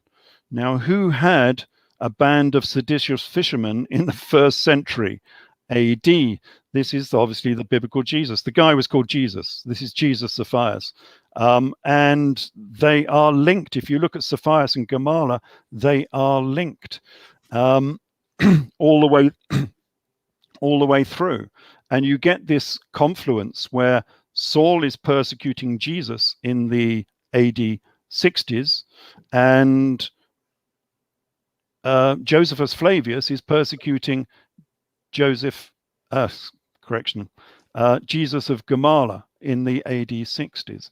It is the same story. And in Josephus's autobiography, I just want to respond to that real quick. Josephus's autobiography, his Vita or Life, clearly states that Jesus, son of Gamala, warned his father, Matthias, who warned Josephus that he was in danger from Jesus, son of Saphius, who was coming to seize Josephus and probably kill him. So this not the same Jesus. There's no way. And that Jesus was executed on 67 CE after Commander Vespasian seized Tiberias. And the seditious factions, the seditious leaders at Tiberias, as Josephus tells us, were executed. And we never hear from Jesus, son of Sapphius, again after that. Jesus, son of Gamala, was killed as a traitor. I'm almost done. He was killed as a traitor by the Jews on 68 CE at Jerusalem, along with Ananias, the guy that murdered James about 6 years earlier. So how does that work? Yeah, well, it's the same as any historical report. I mean, how many times did Osama bin Laden die? You get these reports of people dying left, right, and center, and then they come back again because they didn't actually get the guy. I don't think you understand how these reports came in and how this book was actually made. Josephus was getting these reports in from many different sources, and he wasn't writing the book. He was the editor-in-chief, and he had a whole team of people writing these manuscripts, and they had differences of opinion, and they had different sources, and that's why you get these different stories coming in. But the general story is exactly the same. We can't assume that, because here's the thing: it's not. Here's the difference. It's a false equivocation, a straw man. Osama bin Laden dying multiple times has got nothing to do with this. Jesus, son of Gamala, that's how history works. No. Jesus, son of Gamala, and Jesus, son of Sapphius have different ideologies. Josephus is not saying, "Oh, this has always been the same guy," and we have different reports of the same guy dying multiple times. No, he distinguishes them. He says, Sapphius and Gamala are not the same guy. They were both rebels in Galilee who were fighting a revolt during the AD 60s. I mean, it's the same story. No, Jesus, son of Gamala, never fought a revolt. He never led anybody in battle. That's not true. See, the 600 fishermen were an army commanded by Jesus, son of Sapphius, a small army. It was not Jesus, son of Gamala. He was in command of 600 people, and he led a revolt against Jesus, son of Sapphius was not the son of Gamala. Question for Ralph: how does the Christian religion / theology form according to your theory? I don't understand how genuine belief generated from this cover-up of history. Well, that's a good question, because that comes back to the basis of why we have Christianity. Because you've got to remember, of course, that Jesus was not a Christian. Jesus was a Nazarene Jew. Christianity came from Saul Josephus, not from Jesus. And so how did Christianity arise?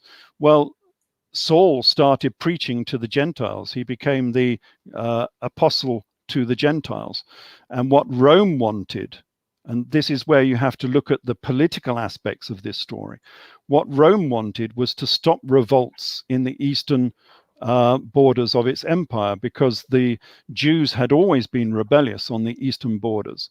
And what Rome wanted was a Rome-friendly form of Judaism. And they found it in the works of Saul, Josephus, in his, what I call, simple Judaism. So he was promoting a wonderful type of Judaism that said, honor the emperor, obey your leaders and the emperor, render unto Caesar what belongs to Caesar, turn the other cheek. It was totally the opposite of Nazarene Judaism. It allowed Gentiles into its church. It would bathe with Gentiles. It would eat with Gentiles. It would go to church with Gentiles. Nazarene church would do none of that.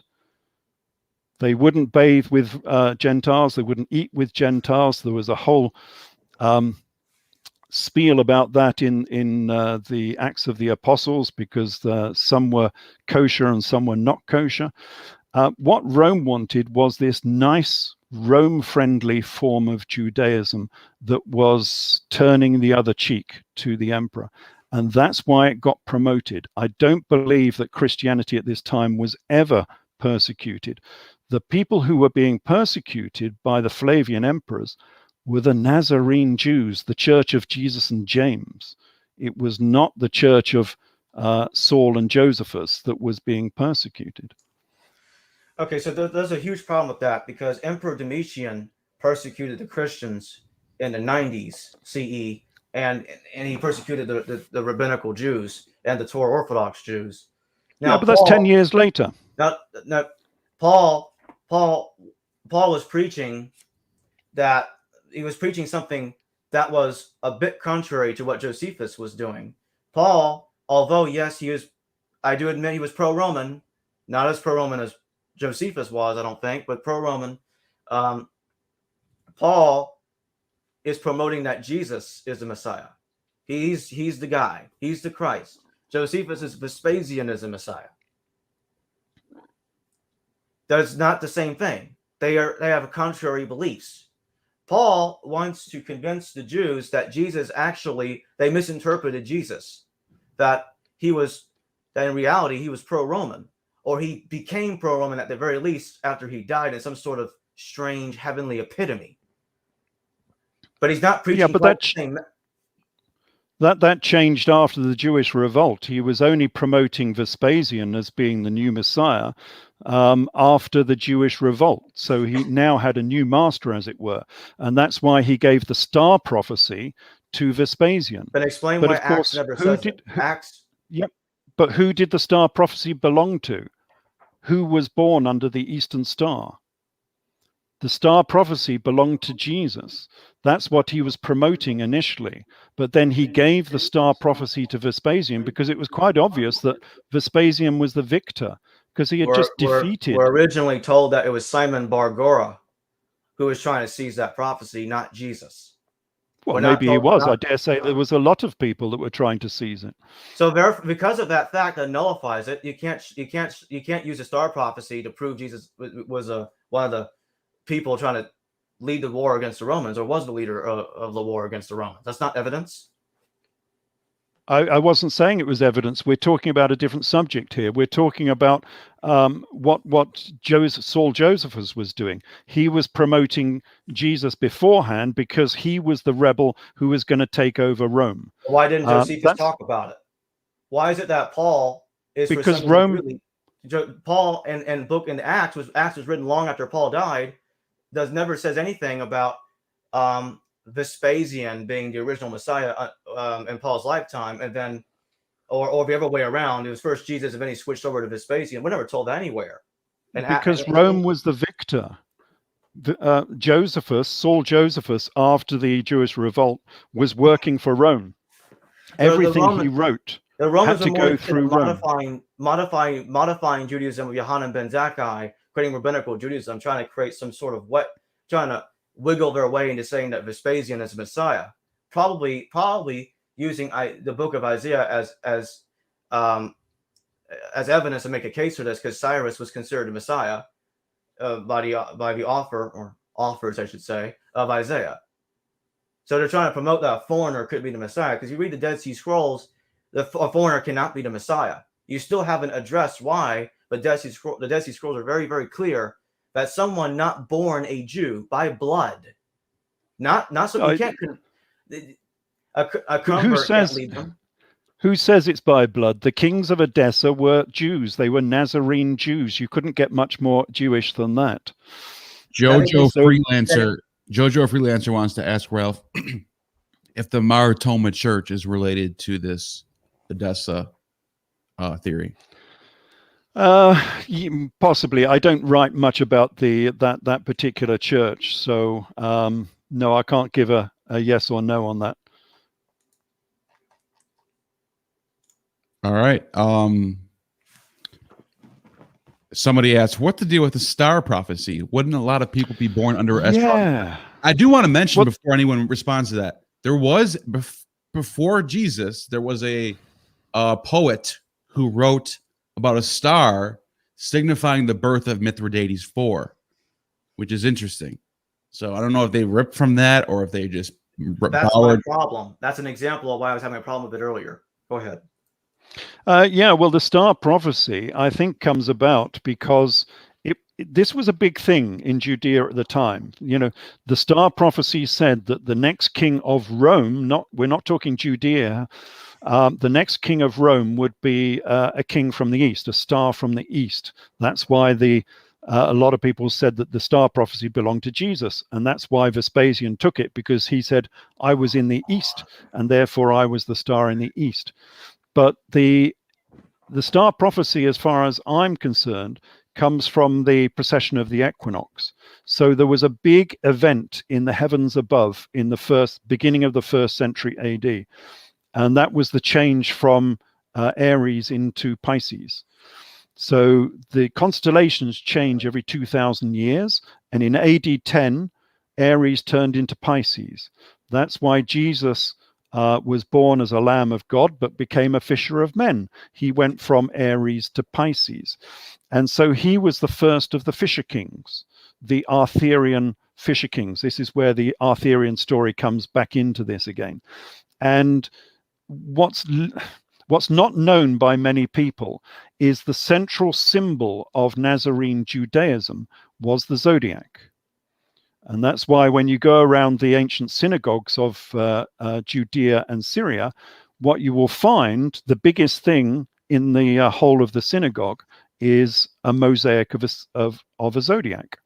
And perhaps the best one of these is the Hamat Tavera zodiac on the shores of the Sea of Galilee, which is in a synagogue there. And it's a processional zodiac. So it marks AD 10, the difference between the change between Aries and Pisces. And that's why, Jesus became a fisher of men. That's why the Pope wears the fisher ring. That's why we had the line of fisher kings. And so the star prophecy, I think, was linked to this change in the heavens. Hold on there. So, Ralph, are you saying that Arthurian history, which is 1,000 years later, over 1,000 years after Jesus, is somehow evidence? It's a continuation. You've got to remember that these people went to Edessa. So they went to Edessa in 1096, and the first of these books by Monmouth was written in 1135, just 30 years later. They went to Edessa. They brought back information from Edessa. And so they had sources that we don't have. And don't be so silly and cover your eyes up like that. It's like me quoting. It's like me quoting Robert Eisenman. Robert Eisenman was 2,000 years after these events happened, but he still has good information that we might use to determine the truth. It just helps us understand what they were doing, like putting Jesus in some sort of British context to an extent, because they have this myth that Joseph of Arimathea went to Britain, which is that there's no evidence that ever happened, and that's about it. While the rest of the story is about King Arthur, which has nothing to do with Jesus. I want to ask a question real quick from the chat. It's a good question. Yep. If the group is aware of the precession of the equinox, we all agree on this zodiac thing, right? Yes. Now, how is it that there could be a historical Jesus if this is all based on some zodiac myth? Oh, well, it's not based on a myth. All of the kings of this era were following this change in the heavens above, the processional zodiac. That's why Alexander the Great used to wear the horns of a ram in his hair, because he was identifying himself with the constellation of Aries. It's probably why Moses had horns as well. That is why Joseph, him of the coat of many colors, had this big argument with Pharaoh about bulls and sheep, because in that era Taurus had just changed into Aries. So it's quite obvious that even in the Old Testament they knew about the precession of the equinox, and it was used by the royalty, by the kings, to symbolize their position relative to the heavens above, so they would be symbolic of that constellation. And so, this has gone down throughout the ages from Egypt, and it was also in Mesopotamia as well. It was everywhere that people were honoring this precession of the equinox. So you're saying they applied this thing to what's going on historically. You're saying, okay, we're in the middle of this big equinox change. Right. We're changing from Pisces, or we're changing into Pisces, or whatever. That was the big change in the heavens above. It's very common. that doesn't really help us if anything. They have the problem when it comes to historicity of these characters. The problem that I'm still having with this is I have two questions that have not been addressed thoroughly. Probably more than that, but anyway, you have not addressed why the Dead Sea Scrolls is very clear that only a blood-born Jew could lead the Jewish rebels in a revolt against Rome. And you have not cited any text that says the king of Antioch. Don't give me kinsman. The king led the Jewish revolt against the Romans. I'm still waiting for that. And you never cite any text that says that he did in your books. I can't see that is much of a problem. The Edessans, we're going over the same thing again here. The Edessans were Nazarene Jews, so they were Jews.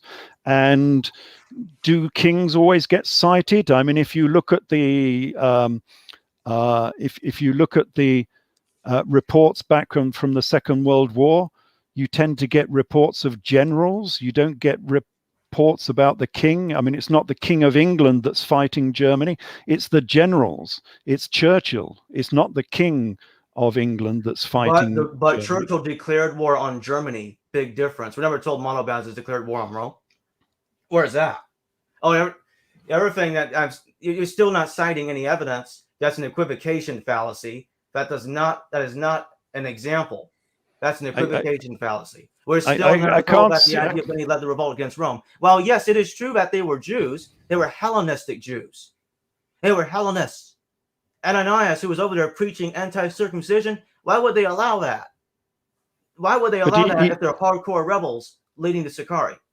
But Eleazar wasn't. He was preaching circumcision. There was a difference between the two. He was peacefully. He was having an argument. And we have the same dichotomy with Josephus, of course, and Saul, because they were being Hellenistic as well. Josephus was highly Hellenistic, and so we have the same dichotomy with them as well. Josephus was not being a good kosher Jew, was he? Why does Herod give King Zamaris land on 4 BC? Tax exempted land. He's from the same family. Why? Well, the Herods weren't exactly from the same family, but that is an interesting question, actually. So here is the founding of the Principality of Edessa. Is that this land was given to the Edessans tax-free by Octavian and Herod. And this wasn't Herod the Great, I don't think. This would have been Herod Archelaus. This was in about AD 4. Now, they were given this land tax-free by the Romans in order for them to act as a buffer state between Rome and Parthia, because there had been so many wars between Rome and Parthia. You just said Herod. It was Herod the Great, not Herod Archelaus. No, it was Herod Archelaus, because this was AD 4. It was. You would have to go back to 6 BC, and it wasn't then. It was 4 AD. 4. But the crux of this matter is they were given this land tax-free to act as a buffer state between Rome and Parthia, and they fulfilled that role for 300 years. Apart from this event, because we're told by Tacitus that King Akbaris helped King Azates against the Parthians for the benefit of the Romans. Yeah, because they were playing the one against the other. They were stuck as they were pro-Roman. You can't get more pro-Roman than that. We got a good question in the chat. Yes, for Ralph. Oh, I believe it's for Ralph. It says, "Why didn't the Arthurian scholars make these connections? There is a known evolution of the myth and its ties with British history. Christianity came to region later." Oh, they did. If you read all of Arthurian history, especially the Vulgate cycle, you've got to remember that people don't read like Jacob here doesn't read the Vulgate cycle. The Vulgate cycle is about, I don't know, it's about 4,000 pages of Arthurian legend. Anyway. And that is actually not the normal Arthurian story you expect. I mean, one of the great heresies from the Vulgate cycle is that it says that Arthurian legend was written by Josephus Flavius. And now you've got to start wondering, how on earth is that possible? And of course, Arthurian scholars just say, well, this is a mistake, somehow that's got into the text and it's a mistake. But that is what it's saying. It's saying that it's a 1st century story. And one of the, I'm getting some echoes here as well. One of the great heroes of Arthurian legend was Joseph of Arimathea. And so a lot of this text comes out of the 1st century. And of course, it came out of the 1st century because it came from Edessa. The people who picked up this story were the Crusaders in the First Crusade. That's why it only appeared. There's no mention of King Arthur before Geoffrey of Monmouth in AD 1135, just 30 years after the First Crusade, and just 5 years after the Knights Templar were created. And so it's quite clear that this is a story that's come back to the East. I mean, for instance, where is the earliest sculpture of King Arthur? It's not in Britain, I can tell you that. And it's a very early sculpture. It comes from the 12th century, so it's very early. It's sort of 800 years old. And the first sculpture of King Arthur is in Modena Cathedral in Italy. Why? Because this is a pan-European story. It's got nothing to do with Britain. We had Arthurian stories from all over Europe. They come from Italy, from Netherlands, from Greece, from Italy, from France, of course. There are loads from France. This was a pan-European story. And the story it was giving is not the traditional story we think of King Arthur. It is very different. And that's why I wrote this 600-page book on it, The Grail Cipher, trying to decode what was actually written in Arthurian legend. Nice plug right there. I'm just kidding. But, well, I thought I would get I don't think listeners are understanding that they keep saying that, oh, he's got all this material. He hasn't really been citing much of anything throughout this whole time. I keep asking him, where's the evidence that King Izantes led the revolt? The king, don't give me kinsmen. I can't get the information. He doesn't say it in his books. He doesn't say it here. He hasn't said it the previous 2 times I debated him. He even says Jesus, son of Gamaliel, led the revolt, and says, well, King Izantes and Jesus of Gamaliel led the revolt. They both did, according to Josephus. Therefore, they're the same guy. But Josephus do you want me to get Gamaliel led the revolt. Do you want me to get a signed affidavit from the king of Edessa? I mean, this is not how history works. We're working with the information we've got. Is. We are told if things like this are the case. No, we're not. We've lost so many of the text. I mean, for instance, you have to create conspiracy theories in order to get it to No, work. It's not a conspiracy theory. Where is the book by the same guy? Where is the chronology by Justus of Tiberius? Where is that book? Yeah, Photius. You haven't got it, have you? That book. And he said that Jesus was never mentioned in there. Yes, of course he wouldn't be, because the person mentioned would have been King Izas-Manu of Edessa. Of course, you have to cite a text that we don't have as evidence from some sort of cover-up and silence. That's not evidence. No, what I'm citing is a book that's missing, which demonstrates that a lot of the history has been lost. So the fact that you're asking for a reference that the king was involved in the Jewish revolt, when we have references to the princes of Edessa being involved in the Jewish revolt, why does it matter? The princes of Edessa were the leaders of the Jewish revolt. The testimonium and even Tacitus are complete interpolations. It still is in evidence. It doesn't mean Jesus lived in another time. The 4 Gospels, the pseudo-Pauline epistle, 1 Timothy, places Jesus' death in the reign of Pilate. Most of early church literature places his death during the reign of Pilate. And just because there's some references, there's some parables taken from the Jewish revolt, doesn't mean anything. They put prophecies in the mouth of Jesus to make him look like he's foretelling all of this to prove their point, not because he lived in that time. Oh, come on! There is lots of evidence that Jesus was an AD 60s character. Let's have a look. Let's have a look. Same person. Let's have a look at the AD 60s.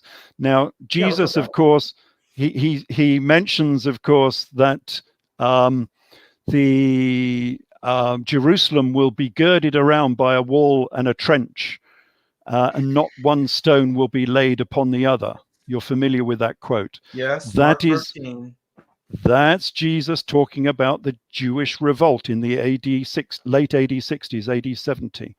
Yeah, the Gospel of and Mark, then not written by the person that it's ascribed to, written after 70 CE, which is claiming that Jesus said these things. We can't prove Jesus said any of these things. It's put into the mouth of Jesus. And why were the Gospels written after AD 70? It's because they were written by.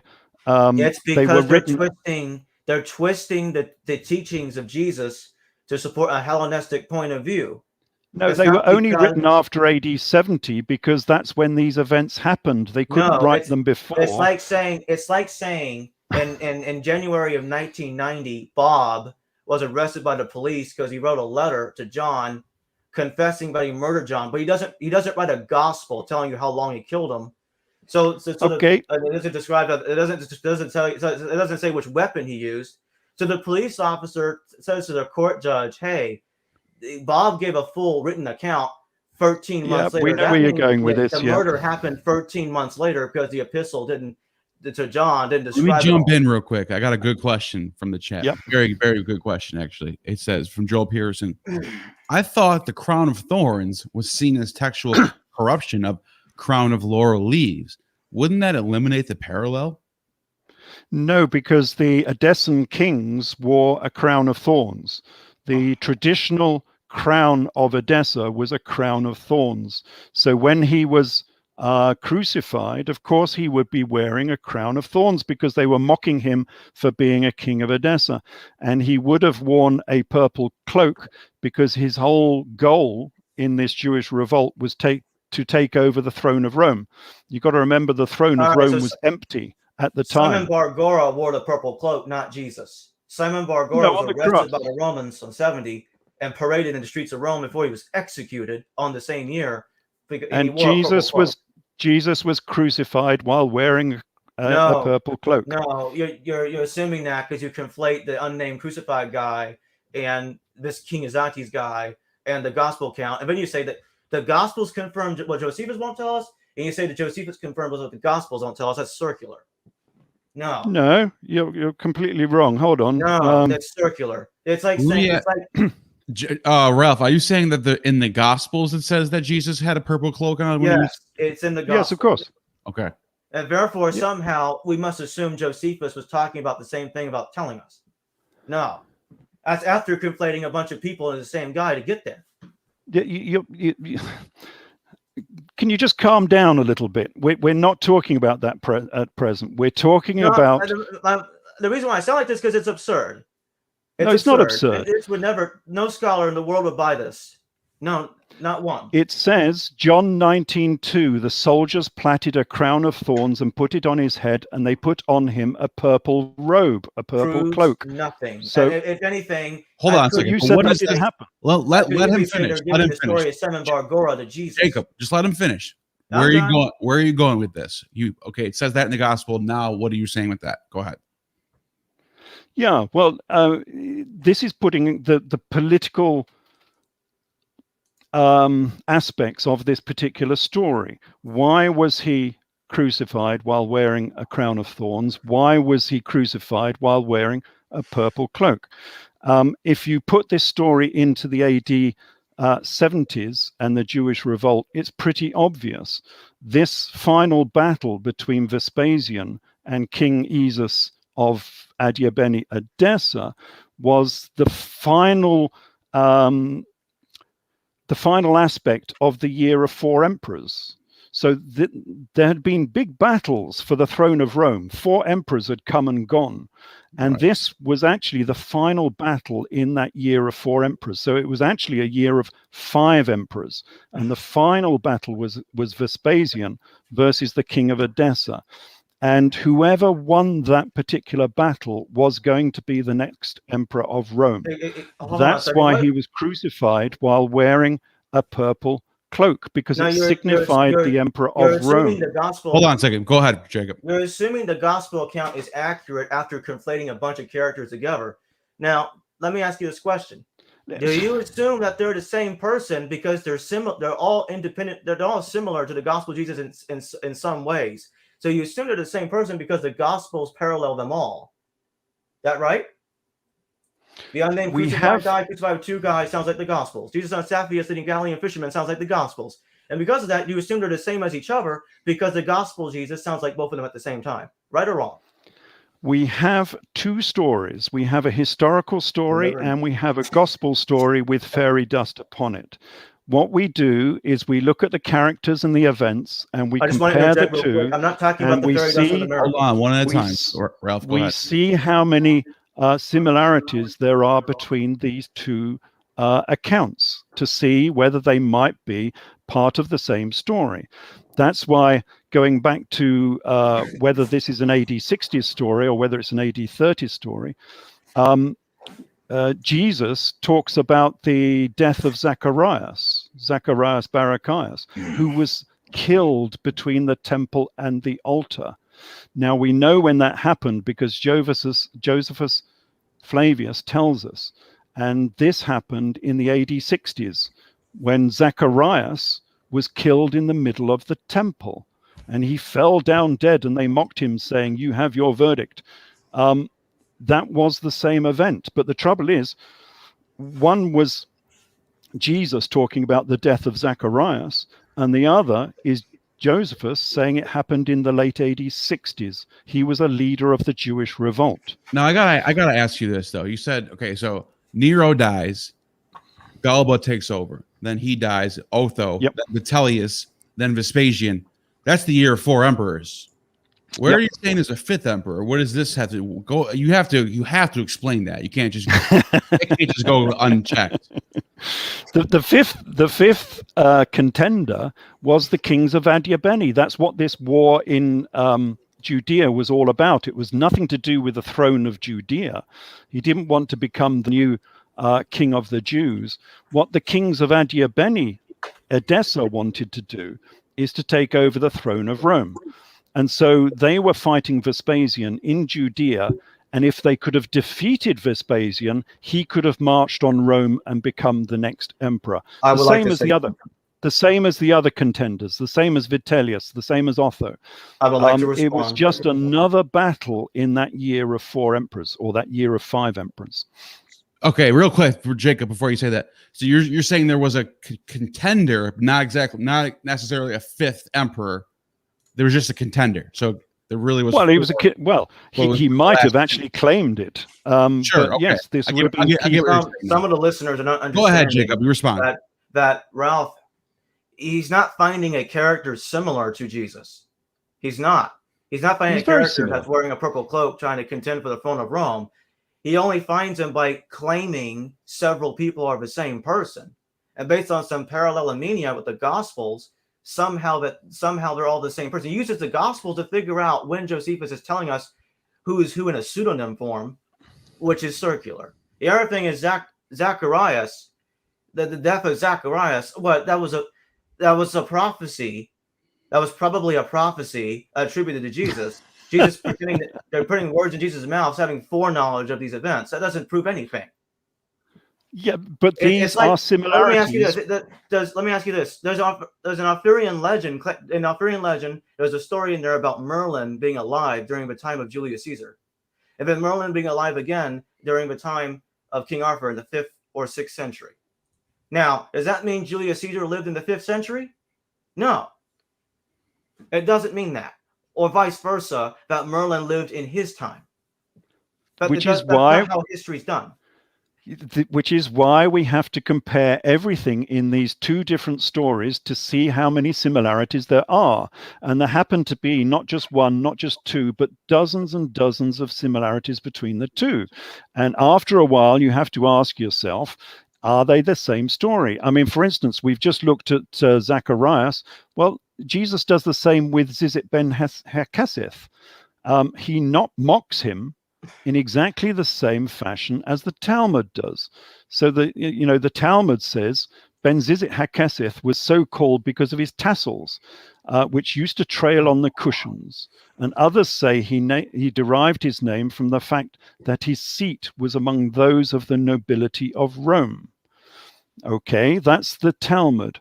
And Jesus says, he says to the multitude, the scribes and the Pharisees lay heavy burdens on men's shoulders.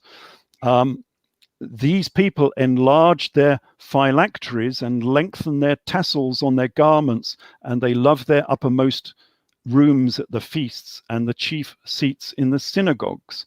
It's the same mockery, and the mockery is that tassel and seat and phylactery box, if you read it in the Hebrew, is zizit hakeseth. They're having a play on words again, as they always do. So what we have here is Jesus making the same mockery of zizit ben hakeseth as the Talmud does. But the problem is that Zizit ben Hakaseth is an AD 60s leader of the Jewish revolt. Okay, so I'm going to respond. So the only conclusion that one can come from that, and this is still speculative as it is that the Talmud and the Gospels might have gotten it from a similar source or some sort of similar idea. That doesn't prove anything. That's not evidence. But after you get 10 or 12 or 15 or 20 of those comparisons, you're assuming all these stories you're assuming that all these other stories are assuming that all these people that you're assuming are the same person are the same person. That's what you're doing. No, it's the same story, quite obviously.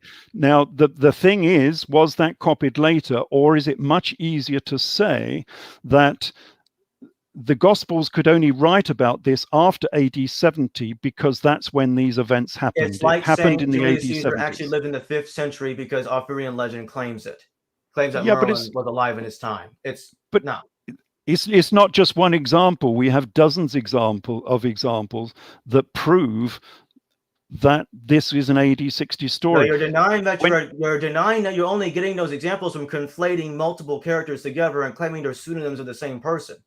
Your only proof that this was an AD 30 story is the fact that Pontius Pilate is mentioned. That's pretty much your only. There's other evidence. John the Baptist, the reference to Judas of Galilee in Acts. There's plenty of evidence for that. Much more evidence than the claim that he lived in the 60s, by far. The Herod the Great but John the Baptist doesn't prove when Jesus was crucified. Conveniently it doesn't. Exactly. So with that logic, you can claim John the Baptist is Theudas, which Lena Einhorn believes that nonsense. Yeah, but that still doesn't prove when the ministry of Jesus was. Cherry picking evidence. Hey, what is the proof? So what we end up with is on you. No, what we end up with is a story where the only proof that it's AD 30s is the mention of Pontius Pilate, and the proof that it was in the AD 60s is all over the gospel story. Yes, because you assume that all these characters you think is Jesus are the same character. You claim Bar Kamsa, Basility, Jesus ben Ananas, Jesus son of Gamaliel, Jesus son of Gamaliel, Jesus son of Saphia, Jesus son of Shaphat, and the list goes on. Exactly, let's have a look.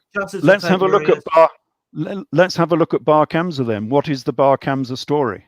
So Bar Kamsa is about a guy that damages a piece of calf because he's got some sort of anger towards the Jews. He wants a war to happen, so he sabotages their sacrifice to Nero. Yes, and he never says he's a king. He never says he's a king of Edessa. He never says that he was a king of Adiabene. You are making this up. You are saying that he's Jesus son of Gamaliel because Gamaliel and Kamsa sound alike. You're getting angry again. Now calm down. You haven't got angry when you made Facebook posts, right? You called me a liar. Hypocrisy. You called me a liar continuously. Why do you call me a liar? Let's do this. He just made a claim that you named off all these people as being historical Jesuses. Are they all Jesus? Are you saying Jesus is a composite character? What are you saying? Ralph will respond to that. Yeah. Well, it's pretty obvious that after the Jewish revolt ended, the Jesus character became persona non grata. You could not talk about Jesus without having the wrath of Rome, or eventually having the wrath of the Catholic Church coming down upon you. So you had to talk in code. And one of the codes that they talked about, and this comes from the Talmud again, is this character called Bar Kamsa. And we know it's Jesus because he goes to the same party in the same fashion that Jesus does. And he's the leader of the Jewish revolt, the same as the Jesus Izas type character. And we know that he's a king Jacob's getting all upset here that it doesn't say he's a king. But if you look at the Hakok mosaic, Well, it which truly is, doesn't say he's a king. he's wearing the royal diadema. He is a king. He's dressed in full army uniform, military uniform, and he's wearing the royal diadema. Therefore, he is a king. So you see that this is not just one little Okay. story. I'm You gonna have to respond real take these fast. stories from many the story pieces in of Bar evidence. Kamsa was written long after the Gospels was written. Long after. If anything, it could have been a parable that they used for Kamsa. They could have gotten it from a common parable, a common idea, or they could have gotten it from the Gospel of John, for all I know. But No, I don't believe the latter is the case. So I don't think they got it from John. But still, it's too vague and too speculative to say, okay, well, that means. I mean, somebody could claim that Bar Kamsa is Simon Bar Gora over that, but that it's too vague. Are you going to say he's Jesus too because he wore the purple cloak? No. No, this was written in the 1st century because it was written by the leader of the Jewish synagogues. Hold What was his on. name again? What was Talmud's written centuries later. no, Yohanan the actual ben Zakkai. person, Yohanan Ben ben Zakkai. Zakkai. Yeah, it was one of his comments in the Talmud. Now he's 1st century. He's AD 70s Yes. character. Yes, he is. Yeah. So it's a 1st century comment. The Talmud might spring from the AD 400s or 500s or whenever, but this is a comment by a 1st century character. It's the same as quoting quoting the Torah. Most of the modern Torahs only date from 1,000 years ago, but you still quote from them. Yeah. So what's the point you're making? That this is a 1st century comment about Bar Kamsa, and Bar Kamsa was a king. We know he was a king, and he has many similarities with the Jesus character. And so again, we get dozens and dozens of similarities between all of these characters.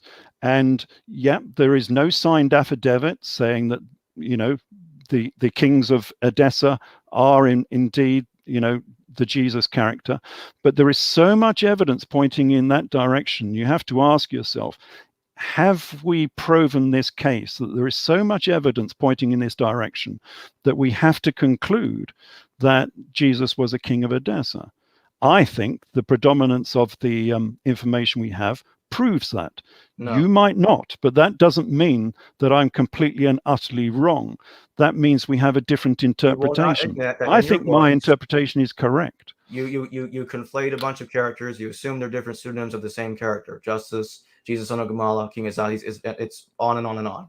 You even go as far as claiming that Yohanan ben Zakkai and Gehazi, Paul, and Saul and Josephus are the same guy, which is baseless. But who is Yohanan ben Zakkai in the historical record? There's no need to know who he is. We're told he's Yohanan ben Zakkai. So what? He doesn't appear in the historical record. Yes, but the trouble is, in the Talmud. That's good enough. Oh, that's not good enough.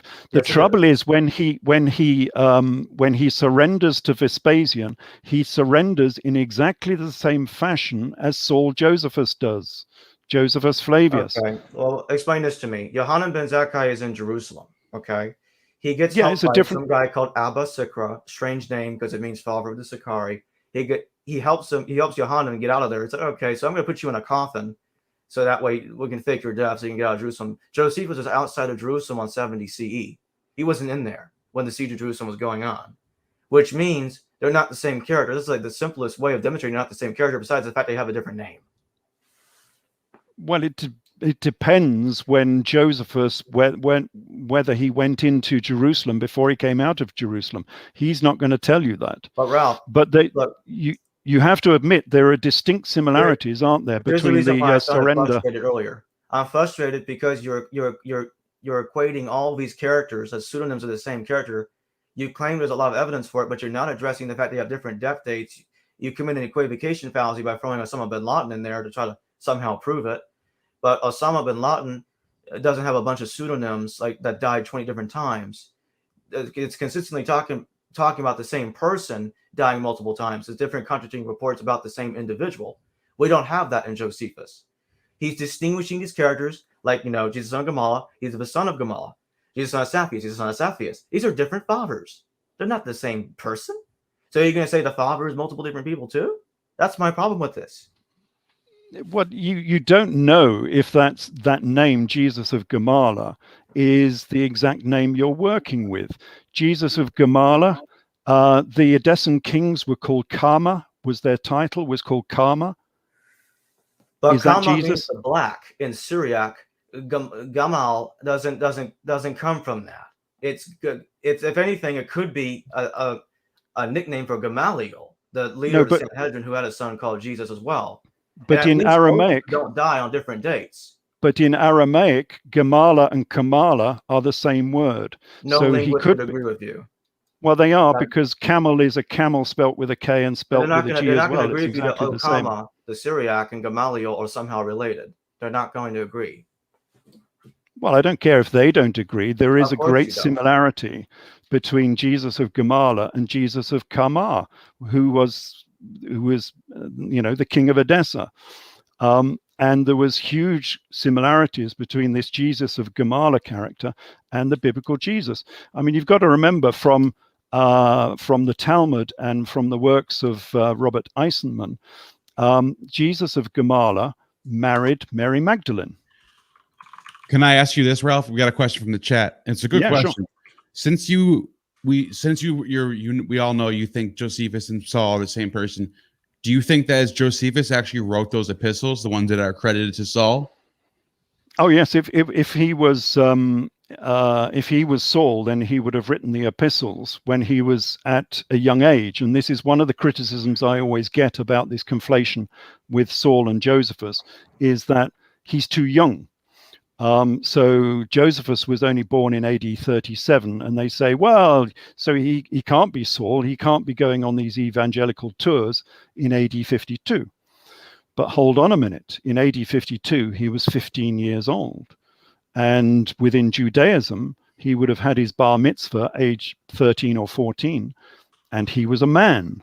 He could marry, he could own a house, he could have a family, aged 14. So, yes, of course, he could have gone on these evangelical tours in AD 52, aged only 15. And that's why he went along with Barnabas, because Barnabas was obviously the older guy who was taking this youngster around the Mediterranean. And as I said before in previous interviews, if you get a couple of Mormons knock on your door, do you get a couple of old geezers? No, you don't. You get a couple of youngsters. You get a guy aged about 20 and you get another guy aged about 16. And that's what you get, because that's the sort of person who goes on evangelical tours before they settle down and have a family and have responsibility. So it's the youngsters who are sent out on these evangelical tours. So of course Josephus could be Saul doing these evangelical tours. There's no problem with that whatsoever. Jacob, you want to respond to that? Oh, yeah, I want to respond to that. I do agree there's a problem with the Damascus escape, because Aretas never controlled Damascus. And as far as Josephus is concerned, sounds like the Saul escape from Damascus happened around 66 CE. But there's still a plethora of other evidence that shows they're not the same character. That's why no other scholar would agree that Josephus and Paul are the same person, and they're not going to agree further down the road either. No, the reason they won't agree is because it changes the whole of Christianity. Nobody wants Josephus Flavius as being the primary. They don't agree because author. They're not persuaded by what is claimed to be evidence for it. Josephus Flavius was the most slimy, self-centered, selfish person ever invented in the whole world, and nobody wants him as the primary author of the Gospels. I was saying there are many people that think that about Paul without saying he's Josephus. Well, there are similarities there. Yes, Saul was also defending himself continually against lying, just as Josephus was always called the liar. They were both called the liars. So again, we see another similarity between the two. But the other reason why people won't admit to this is because de facto it means that Jesus must have been alive in the AD 60s, because the Saul, Saul, are you persecuting me? That is Josephus Flavius coming back from Rome in AD 66 and being appointed as army commander in charge of Galilee. I've asked you to find that in And Paul's letters. he, when he was army commander of in Galilee, was persecuting this guy called Jesus, and he was chasing him around Galilee, exactly the same as Saul was. But the trouble is that happens in the AD 60s, and the guy he is chasing around Galilee is quite obviously the biblical Jesus. That is why they can't admit to Saul being Josephus, because it changes the story. The characters you equate with Jesus lived 30 years later, and you're only finding this evidence from a vague reference in Acts, and you're not accounting for Paul claiming to have visions. He never met Jesus. He had visions of Jesus. So even if Acts were even if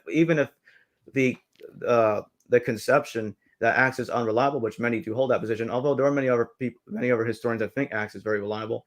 I guess it depends on which text in Acts 1 reads, if it works, and if it goes with Paul's letters, or if it contradicts it. But the thing is, he's having visions, and Acts even says he's having visions of Jesus. He never physically met Jesus. But do you agree that Jesus of Gamala married Mary Magdalene? No. Why not? Mary Magdalene is not Martha Bophus. Why not? The Talmud says he married Martha Bophus. Yes, I know, but Robert Eisenman and myself both agree that Martha and Mary Bophus are the Bethany sisters, because and they could have, and by the way, they could have been born in the early 1st century, and this is somewhat speculative, but they could have met Jesus, the earlier one. There were two Bothuses. We're talking about the Bothus who was the leader of the Jewish revolt in the AD 60s. Now, he was called Simon, and of course the Bethany sisters. Nicodemus Ben Gurion? There was a Bothus that lived in the AD 60s as well. So there was one in the 1st century BC, and there's one later. But his name was Simon Bothus. And of course the Bethany sisters lived at the house of Simon. Yes, you agree? Well, I've got a problem with that, because Simon Bophus, the second one, died in the 40s. He's gone from history in the 40s. The way I read it, he was the leader. It was quite obvious that he was one of the leaders of the Jewish revolt. That's why Mary Martha Bophus was able to pay for Jesus of Gamala to become the high priest of Jerusalem in about AD 62, right, AD 64. Hold on there. I'm confused. In your books, you equate Simon Bophus with Jesus' father. Therefore, that's a contradiction for his death date. Now he's dying in 50 or 52 or 60s. That's all over the place. You said that Jesus, son of Gamala, because Josephus says the unnamed wife, the unnamed person that married Jesus. Excuse me, Josephus doesn't name the person who married Jesus of Gamala, but the Talmud does, and it turns out to be Martha Bophus. So that would make him his sister, make her his sister. So yes, of course. But that's the same. Should we be surprised? Jesus, son of Gamala, is a high priest, and high priests are often related to one another. So how's that mean? Yeah, but it's the same as the Edessan kings, isn't it? The Adiabeni Edessan kings. Monobazus married his sister, yes? Yeah. Do you admit that violates the Torah? The Torah says you cannot commit incest. That's punishable by execution. There was lots of discussions in the Talmud about this, whether this marriage was going to be kosher or not. So yes, it obviously did upset a lot of people. And then you claim that the Edessans are Torah Orthodox Nazarene Jews. They can't be Torah Orthodox and committing incest at the same time. That's a contradiction. Oh, well, why would the Jews follow them in a war against Rome? They wouldn't. Herod the Great was doing it. Come on. And the Jews didn't like Herod. The Jews rebelled against Herod on 4 BCE. Agrippa the second married his sister as well. All right, so obviously we're kind of going back and forth and running into the same. We're coming back in topics we already discussed. I think we understand where we're both at this point. I mean, Ralph has Ralph has admitted that, okay, this is my research, not Bar Ehrman's research, not Eisman's research. This is my research. This is what I think. And he lays out why he thinks those things. Jacob's saying, I don't agree. Plus, he's naming all these scholars that don't agree. I think we can conclude that Ralph has some theories that a lot of people don't agree with, but some people do. And he sort of makes it work. He sort of fits the puzzle pieces together in a way where it could work. He jams it in there, yeah. And Jacob clearly doesn't buy into it. So that's where we're at. And I just wanted to spend 2.5 hours, and I hope that people learn something here. And we could go. This can go on for hours if we really want. Oh, it could go on for days. Yeah. So I just want to. If anyone has a last question, if Jacob, you have a last question you want to ask Ralph, that's it. We'll finish on that. Is there one question you want to ask, or if I have no questions because my questions haven't really been. I would like to make a closing statement. Sure, go ahead. It won't take long. The beauty of what I've done here in conflating these characters and making this story is that this story makes sense. The gospel story on its own, as it's given, makes no sense. But as a political story of political machinations by the Edessan Adiabeni royal family to take over Judea as a stepping stone to taking over the throne of Rome, which was empty at the time, it makes complete and utter sense. So all of these little aspects of it come together and make a complete puzzle picture, and all of the pieces fit. You ask why was Jesus crucified while wearing a purple cloak? Well, because he wanted to become the emperor of Rome, and the purple cloak was a symbol of the emperor. Why did he wear a crown of thorns? Because the Edessan crown was a crown of thorns. Suddenly it all starts to make sense. So we're making sense out of something that never made sense in its traditional format. And I think that is a good proof that we're on the right track here, that we've got the right story, because all of these puzzle pieces would not fit together if this was the wrong idea, and it wouldn't make a cohesive sense. But it does make sense. The whole thing makes sense. So anyway, that's my view of this evidence. Sure. And you have every right to, that is your right to believe in that. And that it, and look, you did some research, and you clearly know some things, and I'll give that to you. Like, I mean, not everybody agrees, and I can see why they don't agree also. I can see both sides. Okay. So Jacob, you're completely done, and that's all you wanted to say? My final statement is Jesus died during the reign of Pilate. There's no escape from this. Anybody that says otherwise is automatically wrong. They're ignoring the evidence. They're bending it. I'm done. That's it. All right, everybody. And I just want to let you guys know that you have all attained true gnosis for being here.